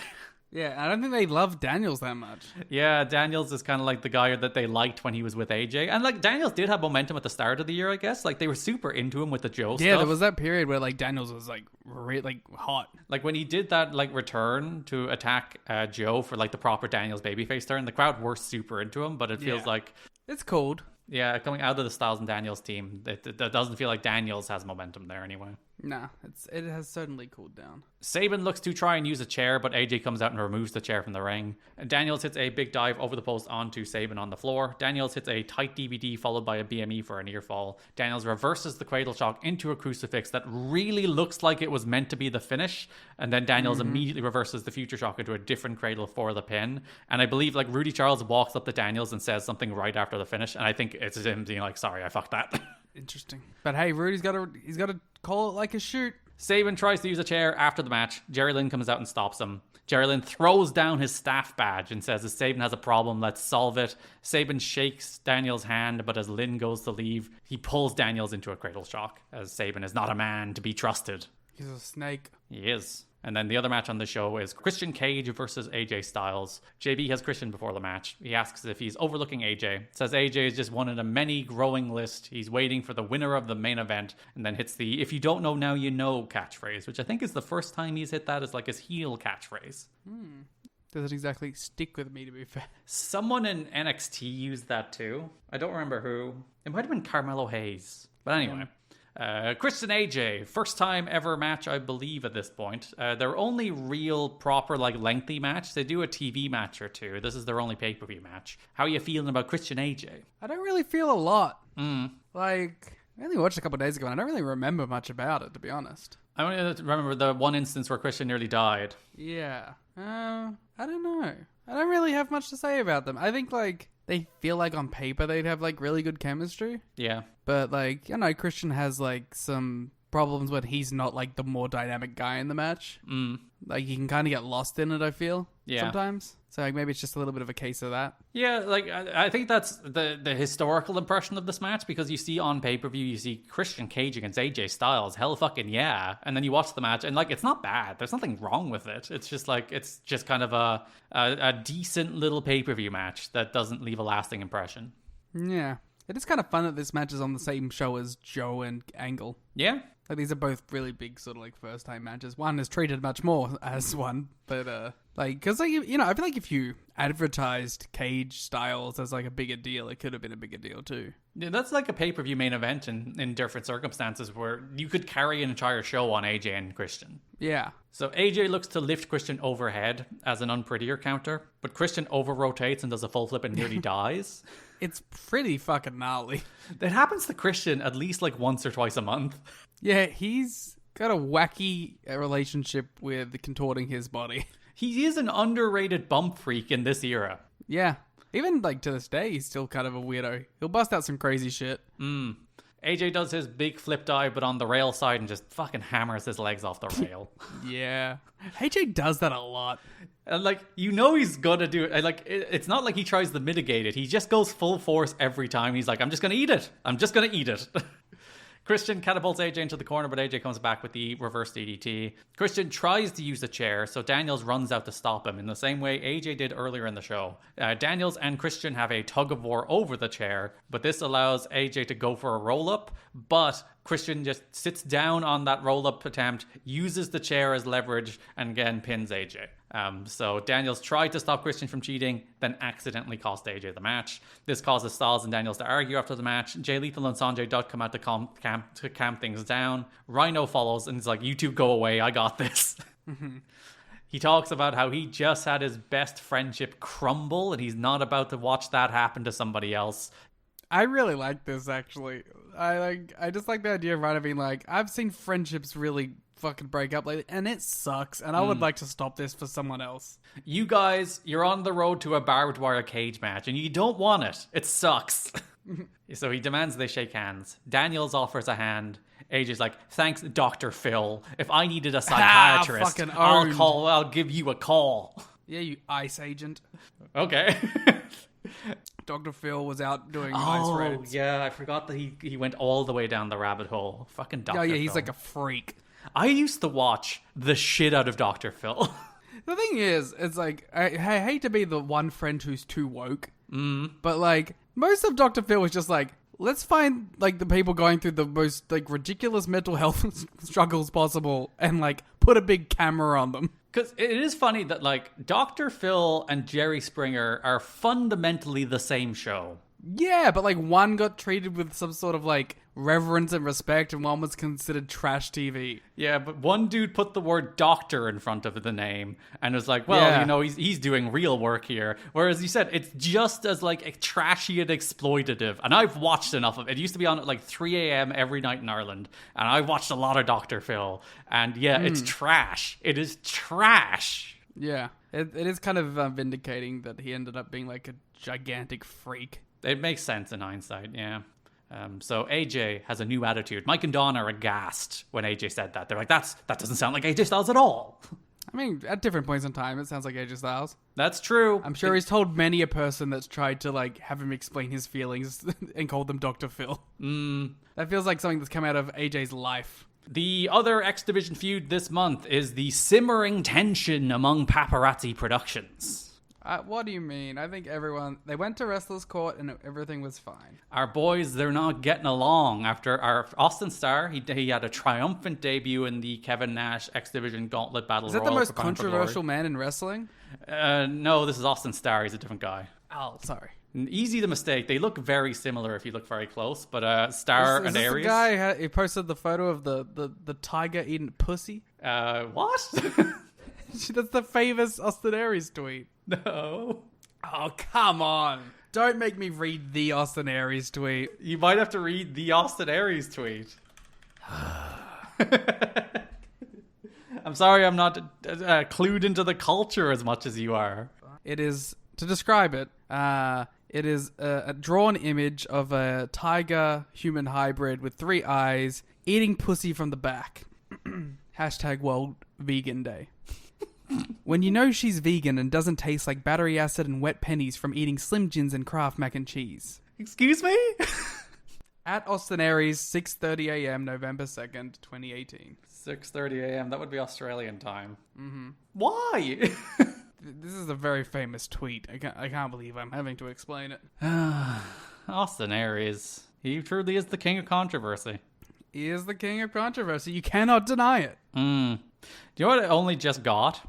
I sent you the image, by the way. Oh, I'm not going to have to look at it. But, like, he's called Star because, like, Aries is a star constellation. Ah. I only just thought about it. Oh, God. That's stupid. Why is it like that? Where did he find this? What do you mean? Where did Austin Aries come across this image? Probably some vegan Facebook page. Probably some vegan 4chan. Shout out Aaron Taub, who's one of the replies on this. This tweet is every bit as upsetting today as it was when it was first released. I'm going to take a look at some of the quote tweets on this Austin Aries tweet. All right, this is a brief interlude. Billy Gunn Facts tweets, Billy Gunn would never tweet this. I don't think that's true. THG does the... remember when he did the Wrestling Twitter Awards? Yes. That was the worst tweet. That's accurate. The worst tweet of the year was given to that. That makes sense. The second worst tweet of the year was Ryan Satin. Saw it. Is New Japan without women same as WWE running shows in Saudi? Number 4 is the Melissa Santos yummy penis tweet. This was 1 year, by the way. This was the year 2018. This is a goat year. I wouldn't put that in the worst section. How dare they? But yeah, what a tweet. Shout outs number 7 at Alan Cheapshot. What's wrong with smoking dick? Yes, naturally. All right. What were we talking about? Austin Starr. Oh, yes. So, Bound for Glory. Austin Starr won the X Division Gauntlet Battle Royal. Kevin Nash for Bound for Glory Gauntlet. And Shelley was jealous. Nash was all about him. He was like, look at this new hotness. And Shelley was like, I wouldn't here too. So, first impact of the month, Shelley's with Nash. And he asks if Austin Starr is better than him. Nash confirms that Johnny Devine is out of Paparazzi Productions because he refused to edit the German snuff films. You gotta applaud a man who would take a stand to go work for Raven. He's like, this I cannot abhor. I must go be Raven's subservient lackey. I must go to the morally good leadership of the Raven. I must arguably go create my own German snuff films with Raven. Live in the ring. Austin Starr comes in. Nash says Starr brought back the X Division. Nash asks Shelley to film every frame of Starr's matches. Shelley's like, why? And it's because he's the Austin Starr. Not a great reason, but we'll take it. The November 9th Impact, Petey Williams faces Austin Starr and Johnny Devine in a 3-way match. Petey and Devine are already in the ring, which doesn't bode well for them. They do reinforce that Devine has been fired from Paparazzi Production. Nash is on commentary along with Shelley. Today is like, hey, you're latching onto this new hot guy, and they try to sow some seeds of jealousy between Nash and Shelley. But Nash says he and Shelley went for sushi and a movie yesterday, and they're fine. I wonder what movie it was. All right, where are we? This is November 9th. Mm-hmm. There was apparently the 3D re-release of The Nightmare Before Christmas. That sounds appropriate. Oh no, there is a movie right here that is the movie they definitely saw. I have one as well, and I'm curious to see if it's the same one. Borat? It wasn't Borat. I had 50 Cent Get Rich or Die Trying. Different kind of movie. But both movies I could see Kevin Nash and Alex Shelley going to see together. I hope they did a double feature. That's a perfect double feature. Yeah. Completely unironically, that is a perfect double feature. If you were to walk into a bar and that's those two movies are the two movies that somebody says their favorite movies of all time, those would be good movies. The 40-Year-Old Virgin. Oh, that is in their realm of comedy. Which was at the end of its goddamn 6-month fucking cinema run. August 19th to December 15th. Big hit. It was a big hit. There was no streaming back in those days, so they just left it in the cinema forever. Divine hits a moonsault. Nash says that's something out of his playbook. Shelley goes for a close-up shot of Star, allowing Petey to throw Shelley into Star, and then hits Divine with the Canadian Destroyer for the win. And Nash is very mad at Shelley for this. But the company was very happy with the debut of Austin Starr. Yes, apparently they were very happy with his Bound for Glory debut. They're happy with this gimmick, as if they didn't have Austin Aries on their roster for 6 months. They're like, oh, this guy. This guy has it. Where's he been? He's wearing very sparkly tights now. I like it. Talk more about their bullshit backstage segments. I'll be back in a sec. That was very demeaning. I didn't mean it for that way, because like these segments are very funny. I just wanted to clarify, like, the Shelley and Star stuff is funny. It's not the peak of like Paparazzi Productions comedy, but like it's still good. Yeah. You got to see ass, you know? So after their incident, they couldn't get along once again. There's jealousy. Kevin Nash decides to take them to Wrestler's Court. On the primetime special, Shelley and Star, they're pissing backstage. They're standing at the urinals. They're arguing about last week's match. They shake on letting Kevin decide. And when I say shake on, I mean like shaking their dicks while they're peeing. Nash is watching this shaking from the stall behind them and says, "Shut the front door," in the way that Kevin Nash says that is wormed into my brain forever. Shelley asks if Nash is taking the Browns to the Super Bowl. Nash replies he's got a little log jam.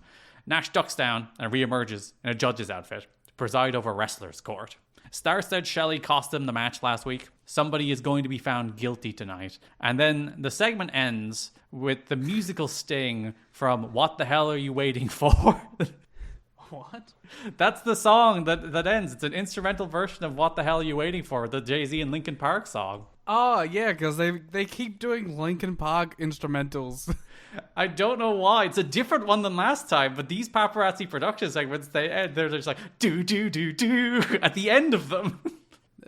Well, that's Numb. You just did Numb. Did I? Yeah. Do. Yeah. That's Numb. Oh, yeah, I just said the lyric from the song rather than the name of the song. Classic. Yeah, but like this isn't the first time, because for some reason they did it on the pay-per-view too. They just keep adding Linkin Park knockoffs. They just need to make themselves more trendy, and they do it via Linkin Park. To be fair, I find a choice. Could be worse. Like, Linkin Park would still hit today if used. You wanted it to be used for the All-In match? Yes, I wanted Heavy as the Crown. Which I have now changed, actually. I found a better use for it. Yeah. I want Heavy as the Crown to be the Don Callis family theme. Oh, just their theme song? Yeah, it should be like their unit theme. And then becomes Kyle Single's theme? It could. My trips to work now have been listening to the songs on my playlist and then working out which wrestler should have them as themes. I think that's a good use of time. Yeah, I want Ash Nico's Riot for the Triangle of Madness. Sure. Yeah, I'm going to keep more in mind as I go. Another really good one, but I forgot what it was. You should start like making a spreadsheet and send it to Tony Khan. That should be my job. Just work out what real songs we should give to wrestlers. Yeah, Tony, if you're listening, give Liam a job. Please. I'll find a cool theme for Xander Khan Jr. when you sign him. It'll be the Pirates of the Caribbean theme. The Yuji Nagata version. Which is just the Pirates of the Caribbean theme. But it will be his version. It'll be muted just like Yuji Nagata. We go back to Paparazzi Productions. Nash has heard the arguments and withdraws to Chambers, which is his toilet stall, as court is now in recess. We come back one more time. You may have been worried about a hung jury, but all you have to be worried about is a hung judge, says Kevin Nash. Hey, yo. He cites the precedent of Shawn Michaels versus the Blues Brothers in 1995 and finds in favor of Austin Starr. Demands Shelley give him $100. Is the implication that the Blues Brothers cost Shawn Michaels a match? I was going to look into it, but then I didn't bother. I was going to be like, is that an actual match? Did they actually like look into an incident in which the Blues Brothers cost Shawn a match? Or maybe it's something like Diesel cost Shawn the match or something like that? Maybe, I don't know. Maybe it's his own precedent. But Nash says, nicely done to Starr, as Shelley looks dejected. The back of Nash's robe is open, revealing his ass, as Shelley says, wow, he must work out.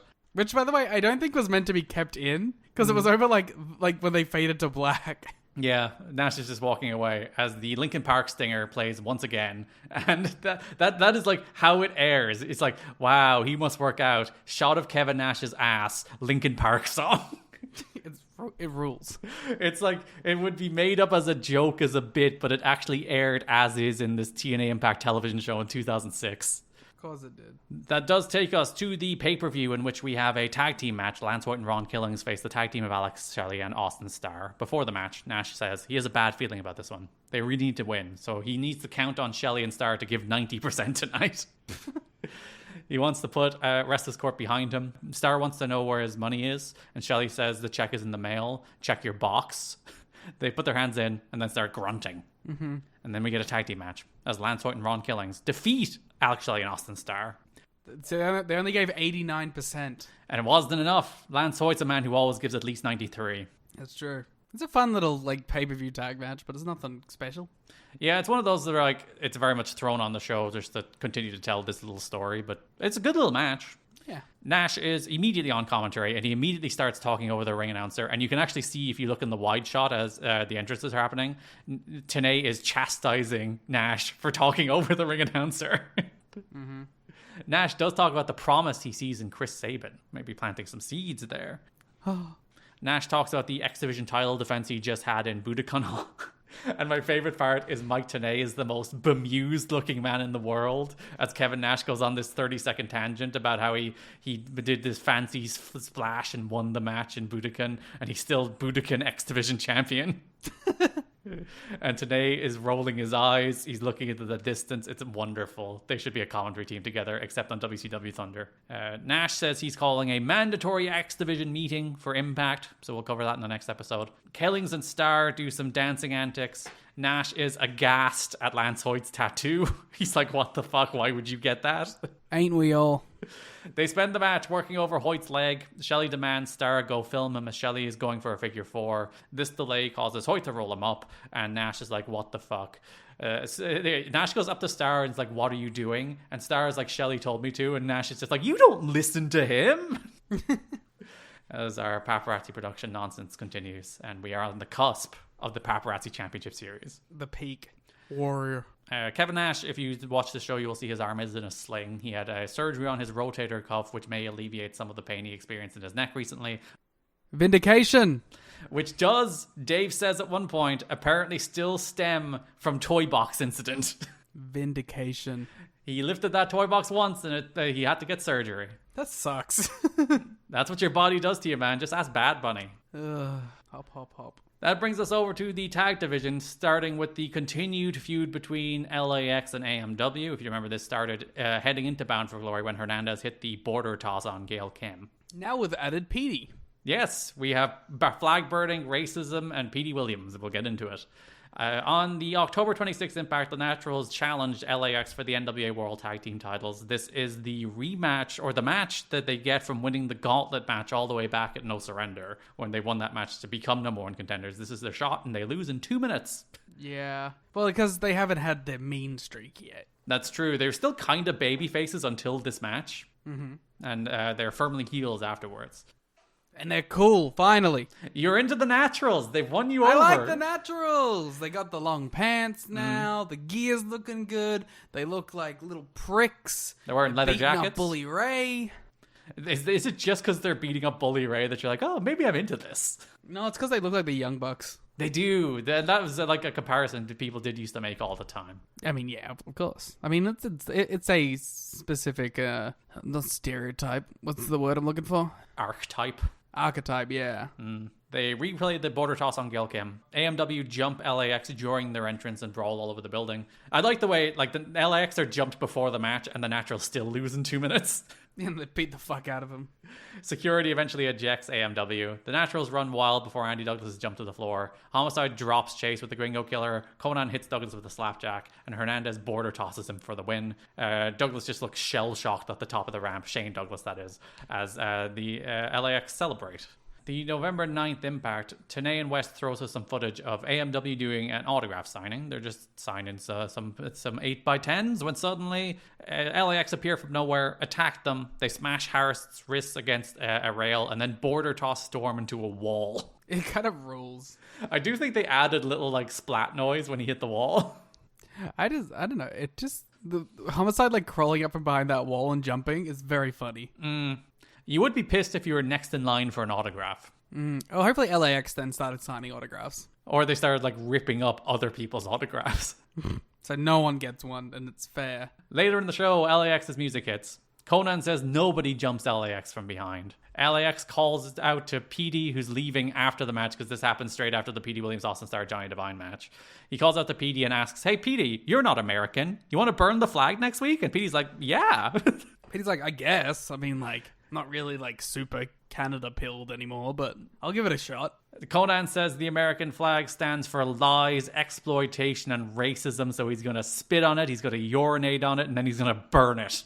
And we will have nothing to say about any of those statements. That brings us to the prime time special, November 16th. Eric Young opens the show, leading fans into the Impact Zone to celebrate going prime time with this 2-hour special. Eric Young says he has a big announcement. LAX's music then hits, which causes Eric Young to scream, "Sniper! Sniper! Get out!" as he runs out of the building. Tremendous bit. Conan says they're militant thugs 24/7, 365. This country has turned its back on the immigration issue for too long, so Conan tonight has a message. He's going to burn the flag. AMW's music hits. They brawl for a bit. They face down Conan. This allows LAX to regain the advantage, but Gail Kim arrives and hits a top rope Rana on Homicide. She tries to Rana Hernandez too, but then he maneuvers her back into border toss position, but then Harris makes the save as AMW stand tall after Storm super kicks Hernandez. This specific LAX segment this week. This aired on television in 2006, man. Oh, God. Can you imagine if a wrestling feud was based around a character going on TV being like this country has turned its back on the immigration issue for too long? It would take it. Even like Eric Young doing the sniper bit would probably get him cancelled these days. So later in the show, Christy Hemme is chastising LAX about threatening to burn the flag. Not only is it immoral, it's also a federal offense. That's why they're going to get Petey to do it. Yeah, he's their patsy. He's their pizza. Yeah, I think that's legitimately it. Conan says stop being such a patriot and be a journalist and follow them. Petey walks up and goes with them. So again, later in the show, we go back to the flag burning. Christy Hemme is trying to get them to stop. This is for all the exploitation and racism and stealing of land and everything they've done to their ancestors. Conan is like, Petey, I'm going to let you do it. As Hernandez like gasses it up. Petey then monologues about all the things the flag represents. Politics, war, greed. But it also represents one more thing. And Conan just like sagely nods his head and is like, yeah, racism. His delivery of that fucking killed me. Because it's so obvious Petey is like setting up but Conan is like, speak racism. Speak on it, Petey. Petey says no, opportunity. Huh? He came to this country with a dream, and this country gave him a chance to fulfill that opportunity. Petey says they can burn it over his dead body, and then launches the blowtorch into the distance. They jump Petey to try and get the flag back to burn it anyway, but then sirens appear, and Conan says, it's the po-po, before LAX flee. As then Mike Tenay does a little speech about what Conan was trying to do, but then Petey is a real American hero. I've always said this. I think, when I think of America, I think of the hot dog eating contest. Yep.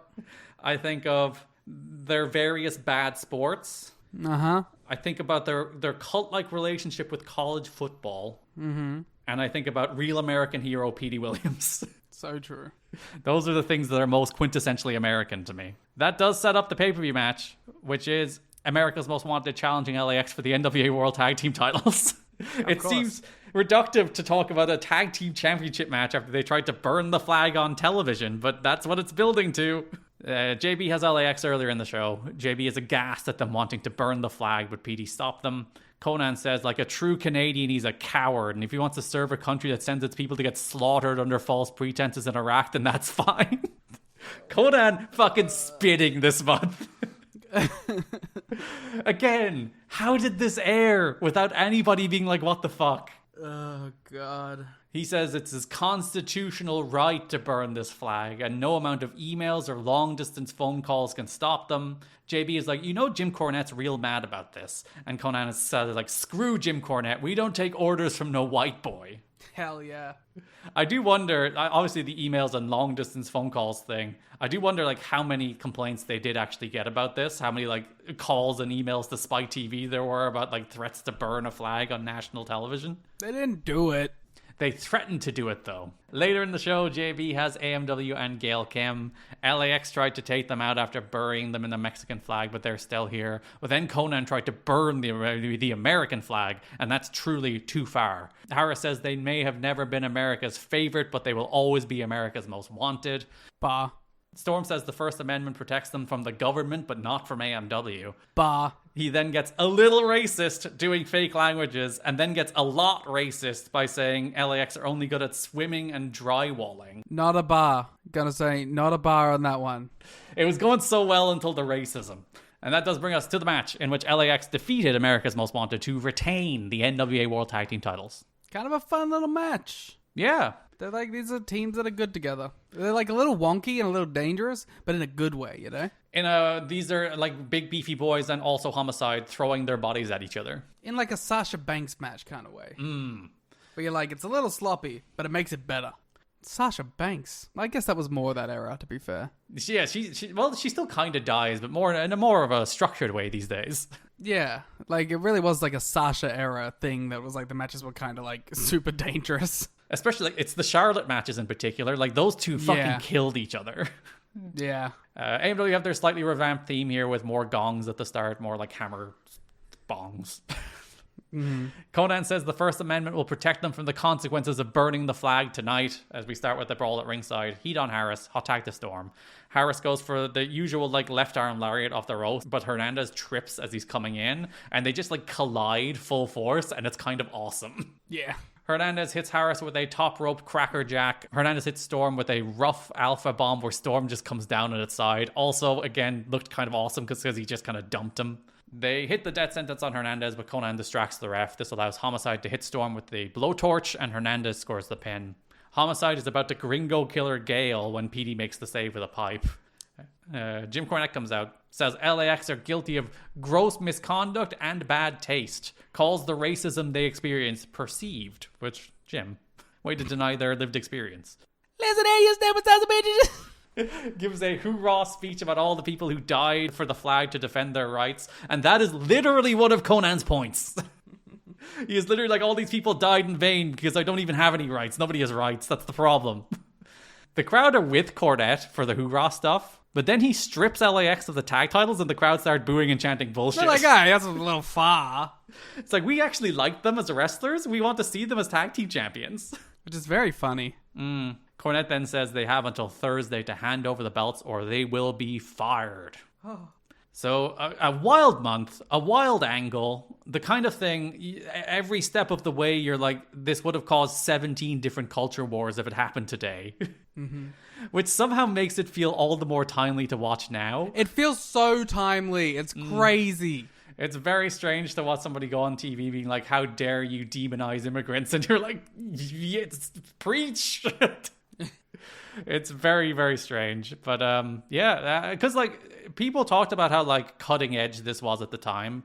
And it's one of the very, very, very rare instances of a wrestling company using a current like political issue in a way that doesn't feel real, corny, and bad.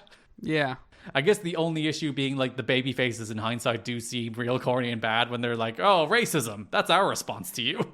But like, again, like it could have just not been that. It was so close to just not being that. Because yeah, the AMW lines about like, oh, we're never America's favorite, we're always America's most wanted, and the First Amendment may protect you from the government, but not from us. And that stuff is good. Yeah. And then they veer. They do veer. But interesting angle, good match. That brings us to the continued adventures of the newly franchised Naturals. Of course it does. Just as they're getting good, everything's going well. October 26th Impact, they do lose to LAX. After the match, Shane Douglas slaps Stevens, but Stevens slaps Shane Douglas back. It's fucking awesome. Andy Douglas then decks Franchise. Franchise, bleeding from the mouth, smirks. This is what he wants from the newly franchised Naturals. He wants that mean streak. He's finally gotten through to them. They finally have the killer instinct. So in the Fight for the Right Battle Royal, There's a period where Brother Ray is talking to Franchise. Brother Ray's not in the match. Runt and Devon are, but Brother Ray is at ringside. And Franchise is just whispering in his ear. And then 2 weeks later, we get an in-ring promo segment. Mm-hmm. Which I think is good. Yeah? Yeah. I just like the attack, you know? I just think it's they have they really kind of odd promo back and forth, and Shane Douglas is Bully Ray, you whispering in my ear, you disrespected me, and then Bully's I have so much respect for you, what are you doing? It's just I disagreed with what you whispered to me sultrily during the match. And then Franchise is he puts over the Naturals and he's yeah, they earned everything. What have they done? And then says that the Dudleys are washed up. True. And insults ECW, which I think is where Ray has a real problem. Yeah, because they never actually explain what it is they have a problem about. It is this aloof thing where it's you whispered in my ear and I'm mad and you're mad and we're both mad, but we're never going to tell you what we're mad about. Mm-hmm. I wonder, was it cut or something, or was there an angle cut, or was there a line? I just think promo? they don't care about telling us. It's just we need a reason for these guys to be at odds, and this is it. Yeah. Yeah, so then they do the angle. Franchise slaps Bully, and then the Naturals jump him. They pull out a table. They whip Bully through a table they set up in the corner. Mike and Don are where the hell's Devon? He's not coming to help. And then we cut backstage as Devon is lying in a pile of rubble groaning. I think the beatdown's really good. Mm. And them putting him through the table looked really cool. I don't know. I think there's a really simple way to make someone cool, which is just we're gonna have 2 young guys beat up some old guys. It does help. A tables match between the Naturals and Team 3D is made for the next week on Impact on the Prime Time Special. Before that match, JB has 3D. He asks about the issues with the Naturals. Last week was the night the Naturals stood up and the world took notice. They committed the ultimate sin of putting Bully through a table. Now 3D will be the last thing they ever see, which I think might be true. I think 3D might be the last thing the Naturals ever see in this company. We then have a tables match, single table to a finish. If somebody is put through a table, their team loses. 3D are about to put Andy Douglas through a table, but Shane Douglas pushes him out of the way and eats a 3D through a table instead, so takes a bullet for his boys. Naturals hit a 3D on Bully, and then they slam Devon through a table with a double spinebuster for the win. They said 3D had never lost a tables match, even though Royal Rumble 2000 is arguably the most famous tables match of all time, where they lost to the Hardys. They've also been beaten by Road Dogg and X-Pac, Shane and Vince McMahon, X-Factor, Kane and Undertaker, Lance Storm and William Regal, and Batista and Ric Flair, and that is only counting straight tag team matches. They've also lost 6-man tag team tables matches. But they did lose to the Naturals. To be fair, it's it's very weird to give Naturals this push before they get bounced from the company. I wonder, because we are about to talk about a pay-per-view match that has a botched finish. Mm-hmm. And I wonder, is it just the case where they fucked the finish to that match and they're fuck it, we don't care. Yeah, maybe. So that takes us to Genesis, where the Naturals are backstage with JB and Shane Douglas. The table 3D were put through has 3D was here on it.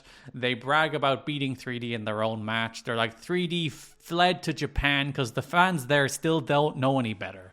They still think 3D are the best tag team of all time. They then proceed to list 100 tag teams better than Team 3D, which I thought was weird, but you know what? I'm into it. But poignant in a certain way. The Naturals proved otherwise, and 3D aren't here tonight, so they will beat Jay Lethal and Sanjay Dutt in a tag team match instead. And Jerry Lynn leads Lethal and Dutt out as far as the ramp. Andy Douglas hits a very nice looking running knee. Dutt hits a seated senton that looks more like he got power bombed. It's he was left too short and then just came back down on his own head. Lethal adjusts Dutt's moonsault trajectory in midair at one point, which is quite cool.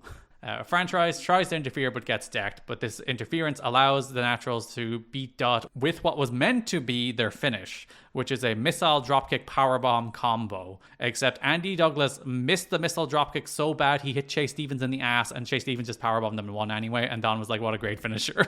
But it's in theory it is. It would be because Chase was too far away, which was the problem. And if Andy actually hit it with them halfway across the ring, it would have looked awesome. Yeah. But Andy left it short, hit Chase in the ass, finish kind of looked like shit. And I do wonder if there's just like, we're trying this experiment with this team that they clearly don't 100% believe in. Like, they had them squashed by LAX in 2 minutes this month. If they believed in the Naturals, that wouldn't have happened. So maybe this thing that is still like on the fence, new booker has just come in, he sees this finish and he's like, just fuck off, we'll blow this off pretty quick. Yeah. And the thing is, like, bro, they have the Natural Disaster, which is a great finish. That's what drives me crazy. It's like an all-timer finish that somebody should steal. Yeah. And we round things out, as we always do, with VKM. Oh, dearie me. At least this is the famous one, you know? There's some meat on the bone here. Well, I wouldn't go that far. So during the Fight for the Right reverse battle royal, BG James was meant to be in the match, but apparently he refused under grounds that are a little unclear. So Kip James was in the match instead. We also saw Matt Bentley at one point standing in the stands dressed as Raven. Mm-hmm.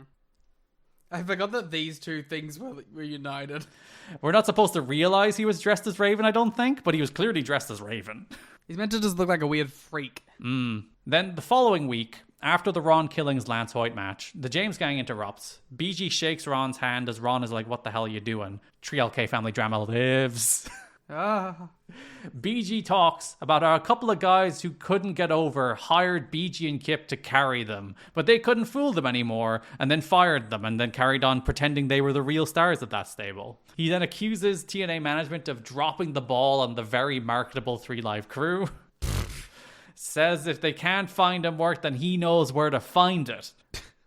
The James gang has been back together for 6 months, and management is dropping the ball again. So he throws his TNA hat into the crowd and says, we've seen the last of the James gang.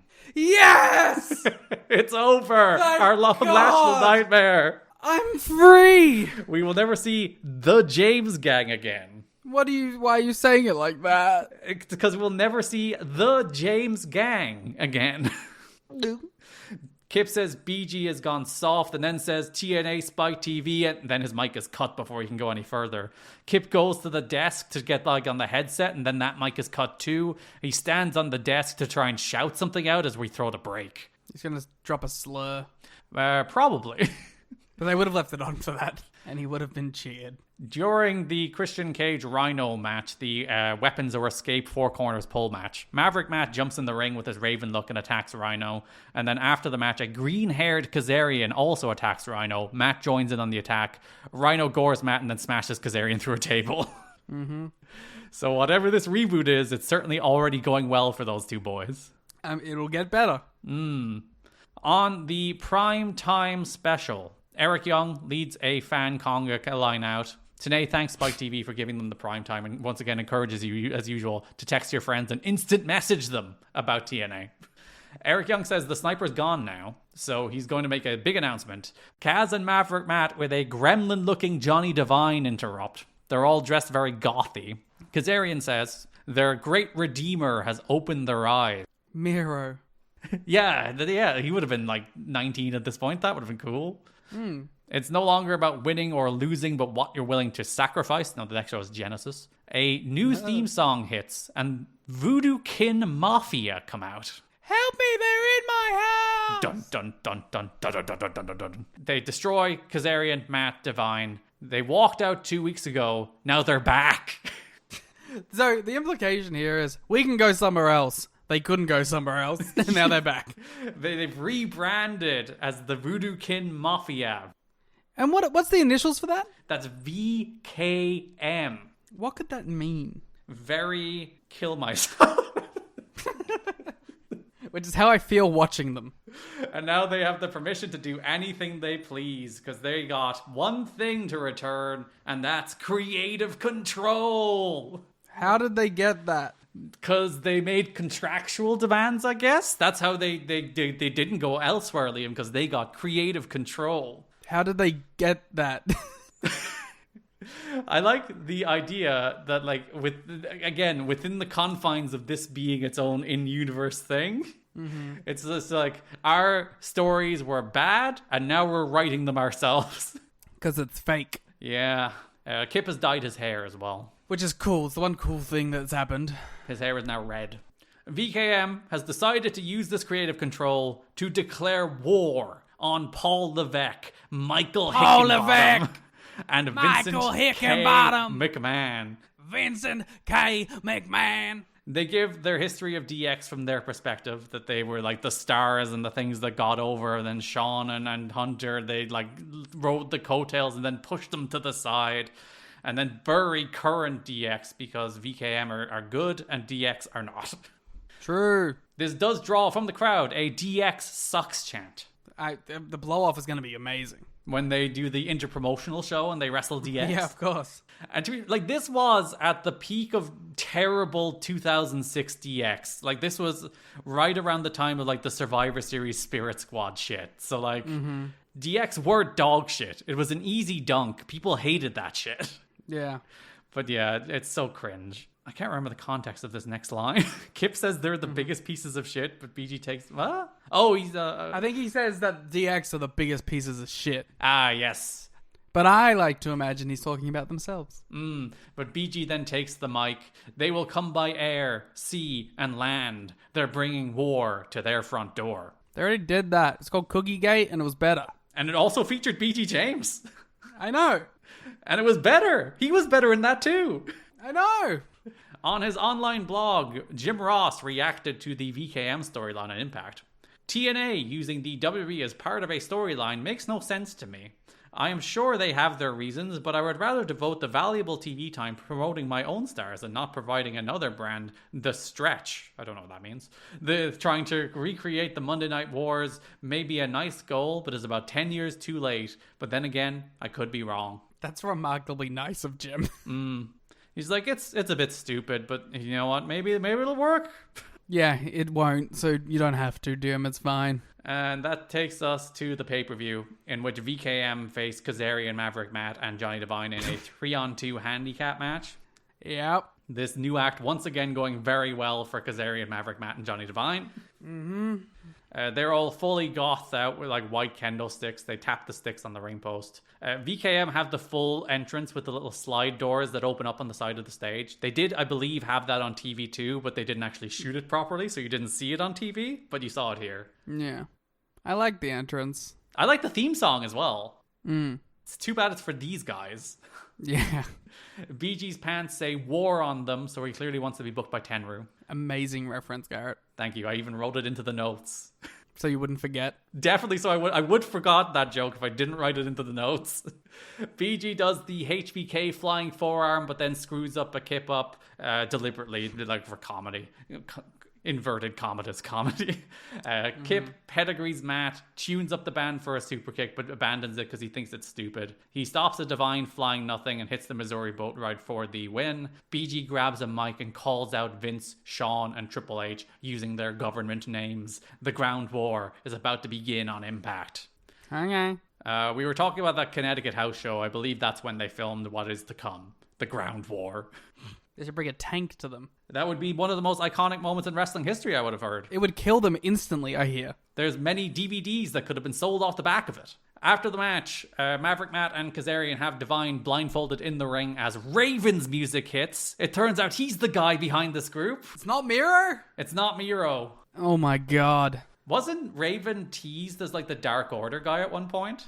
But I don't know if he was teased. But, like, remember, he was randomly in the crowd when they were, like, teasing who was the Exalted One. Yeah, I remember vaguely this. And I think people were like, my god, it's Raven. I think that was more of, like, a red herring. Or a raven. Caw. A different bird. Not a magpie that attacked me today. Garrett was viciously attacked by a bird.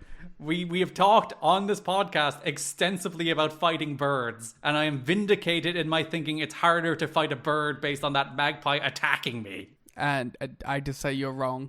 If the scorpion tried to attack me, I would have gotten away. The bird can come. The bird was like 50 meters behind. You are forgetting giant components of this, which include being stuck in the room with no shoes. Yeah, but like that bird at one point was like 50 meters behind me, and I was like, all right, it's fed up, I'm safe. So I was like walking as if like, yeah, I'm fine. And then it came back. It flew back. Yeah, that wouldn't have happened in a 5x5 room. I would have been able to keep my eyes on it the whole time. You are right. Mm-hmm. Fucking birds. But yes, Raven comes out. He is the man behind this new stable. He is the redeemer of Kazarian, Maverick Matt, and Johnny Devine. They remove Johnny Devine's blindfold as Raven cracks Devine repeatedly with a kendo stick. Don struggles with what color the kendo stick, but Mike today informs it's purple. Don is like, in the light, I can't work out what color Raven's is. And Mike is just like, it's purple. Thanks. Don West reveals colorblindness live on Genesis 2006. I relate to my king, my colorblind king. Devine sits there and stoically takes it as Raven punishes him. Raven leaves as Devine gets back to his feet. Also beats the fuck out of him. It did look like it hurt. Those things left some marks. Mm-hmm. The idea they are bringing is that they're bringing back Raven's flock with Bentley and Kazarian as members. They didn't seem too happy when first being told. Shocked to learn this. I'm sure this first month of it has really won them over with the quality of creative. Well, they look better. They do look cool? Yeah, they look better than they looked with their shitty-ass jeans. They do look cooler, I guess. That's the bar. They've gone from a 1 to a 2.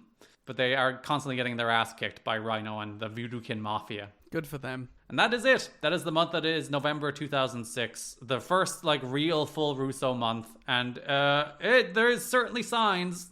Yeah, it feels Russo-y. TV's okay. It's least interesting. But we had a really kick-ass pay-per-view main event, and that's the real takeaway from it. Yeah, some real good matches this month with that and with Christian and Rhino in the cage match on TV. Yeah. Those are legit, go out of your way to see. They're worth watching wrestling matches. And then there's some other good stuff. And then there's pole matches, and there is tag teams breaking up left, right, and center. There's a bunch of just Russo staples, a bunch of wackiness. Stories that should be 6 months long that are 2 weeks long and also don't make sense.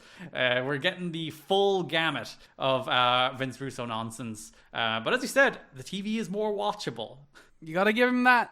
We will be back on Patreon at tnachat.com with an episode of Rain Takers in the next week or so. You can follow us on Twitter at Garrett Kidney. You can follow Liam on Twitter at the Gleet Muda, the podcast on Twitter at TNA History. Subscribe to us on YouTube at You've Got to Be Kidding Me, or follow us on TikTok at TNA History. Check out our merch in the description below. Thanks for listening, and bye-bye. Help me through my house! Hi, I'm Case Lowe, co-host of the Open the Voice Gate podcast. The one question I'm constantly asked when it comes to Dragon Gate is, how do I get into the promotion? Well, stop asking and start listening to the Open the Voice Gate podcast, released every Wednesday on the Voices of Wrestling Podcasting Network. For exclusive news and show reviews, look no further than the leader in Dragon Gate coverage, Open the Voice Gate. Hey everybody, my name is Jesse Collins, and I am the host of the Gentleman's Wrestling Podcast, a show right here on the Voices of Wrestling Podcasting Network. On the Gentleman's Wrestling Podcast, we take a deep look at individual issues and stories that are going on in the wrestling world. Each episode is about a different topic, and we take a thorough and educated look at things ranging from current booking trends to breakdowns on individual performers and angles to investigations into different fan cultures across the industry. In addition, we keep a close eye on the wrestling media, and as a professional journalist, I bring a unique perspective to how current issues in wrestling are being covered and discussed through the wrestling media. We have a revolving series of guests from across wrestling punditry joining us on each episode, and we hope that you make the choice to give us a listen on wherever you get your podcast from.